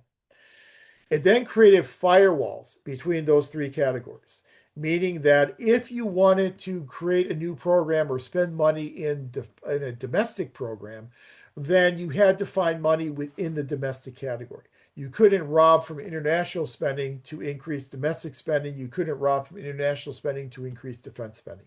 It was meant to impose fiscal discipline on Congress by staying within those three categories. It also created this really novel concept. I know this is going to blow you away, known as PAYGO, which stands for Pay As You Go. So if you want to create a new program, you have to find a way to pay for it. And you can't pay for it by borrowing money. So when you create a new domestic program, you have to reduce spending on another domestic program. You have to pay for these new programs as you go, a process known as PAYGO. Kind of what we do in our normal daily personal financial lives, but again, a radical concept for Congress to consider. PAYGO is still with us, at least in the Senate. The House really doesn't care a whole lot about PAYGO, but the Senate still tries to abide as best they can by PAYGO, just not very successfully. But at least this imposed some fiscal discipline in terms of the amount that we are spending in these three different categories. Then you combine with that Balanced Budget Acts in 1993 and 1997. Combined with that, a very quickly growing economy. We had the dot-com boom in the Silicon Valley in the 1990s, which provided a massive influx of revenue into the federal coffers. So by the end of the 1990s, we had a situation where we had imposed some spending discipline. So we were spending less money and we were bringing in a lot more revenue.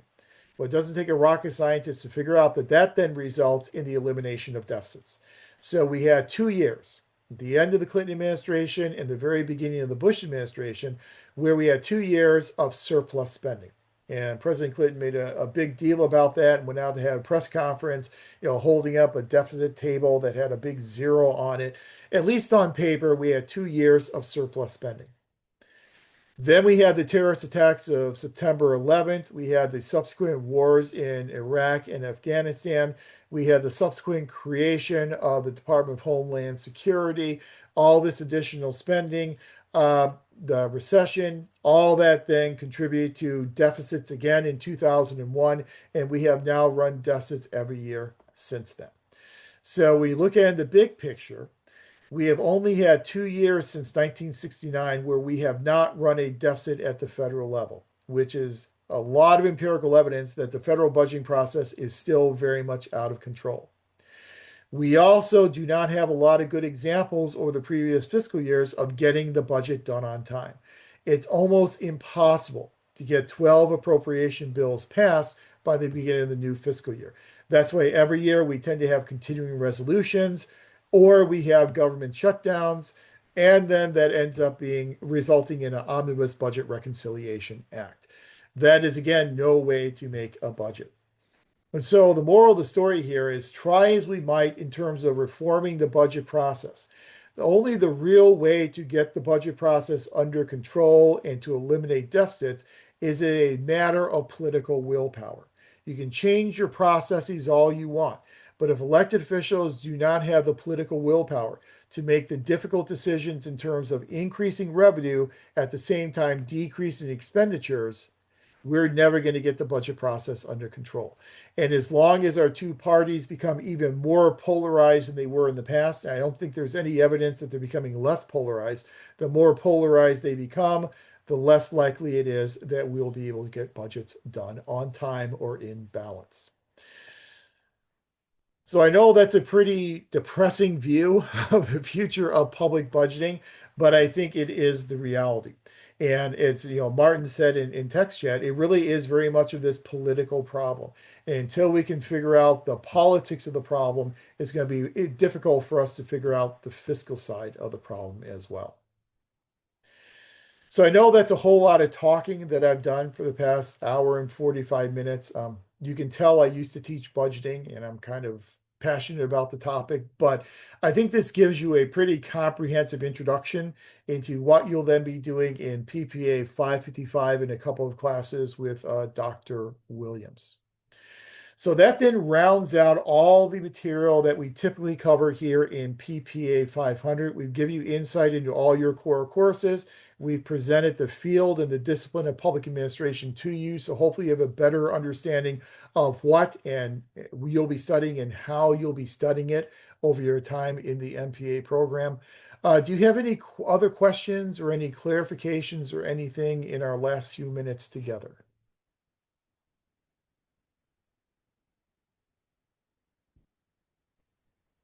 Okay. Hello. Yeah, go ahead. Will we be using the books we use for this class for potential classes? Probably not. The classics textbook, when we get to organization theory to 660, there is a classics of organization theory textbook that we'll be using that has some of the same articles from this classics textbook. So we'll be reading Max Weber again and Frederick Taylor and Luther Gulick. And so some of those articles we read in the classics textbook we'll be reusing then in 660, but that's about as much of an overlap between textbooks as we'll have. Perfect. Thank you. Sure. Yeah, Yeah, go ahead. I do have a question. I think for question one, I've got that covered. But in terms of question two and three, what part of the lectures would you feel is the most beneficial for them? I'm gonna have to refresh my memory about what those are. So give me a second to pull that up and then we will see. I usually have it open, but I forgot to open it up. So give me 1 second here. And there we go. Okay. Open it up and then let me share that out. There we go. That should be it. Okay, hopefully you're seeing the final exam. So let's see. So for number two. Okay. Yeah, for this one, it would be information for what we talked about tonight. And so you're looking at the impasse resolution processes. And so you'll talk about those three that we talked about tonight. And then for the question 2B, that is where we get into those functions of human resource management. So that's your job analysis, job evaluation, those things that we talked about tonight as well. So those for number two, that will be from the first half of our class tonight.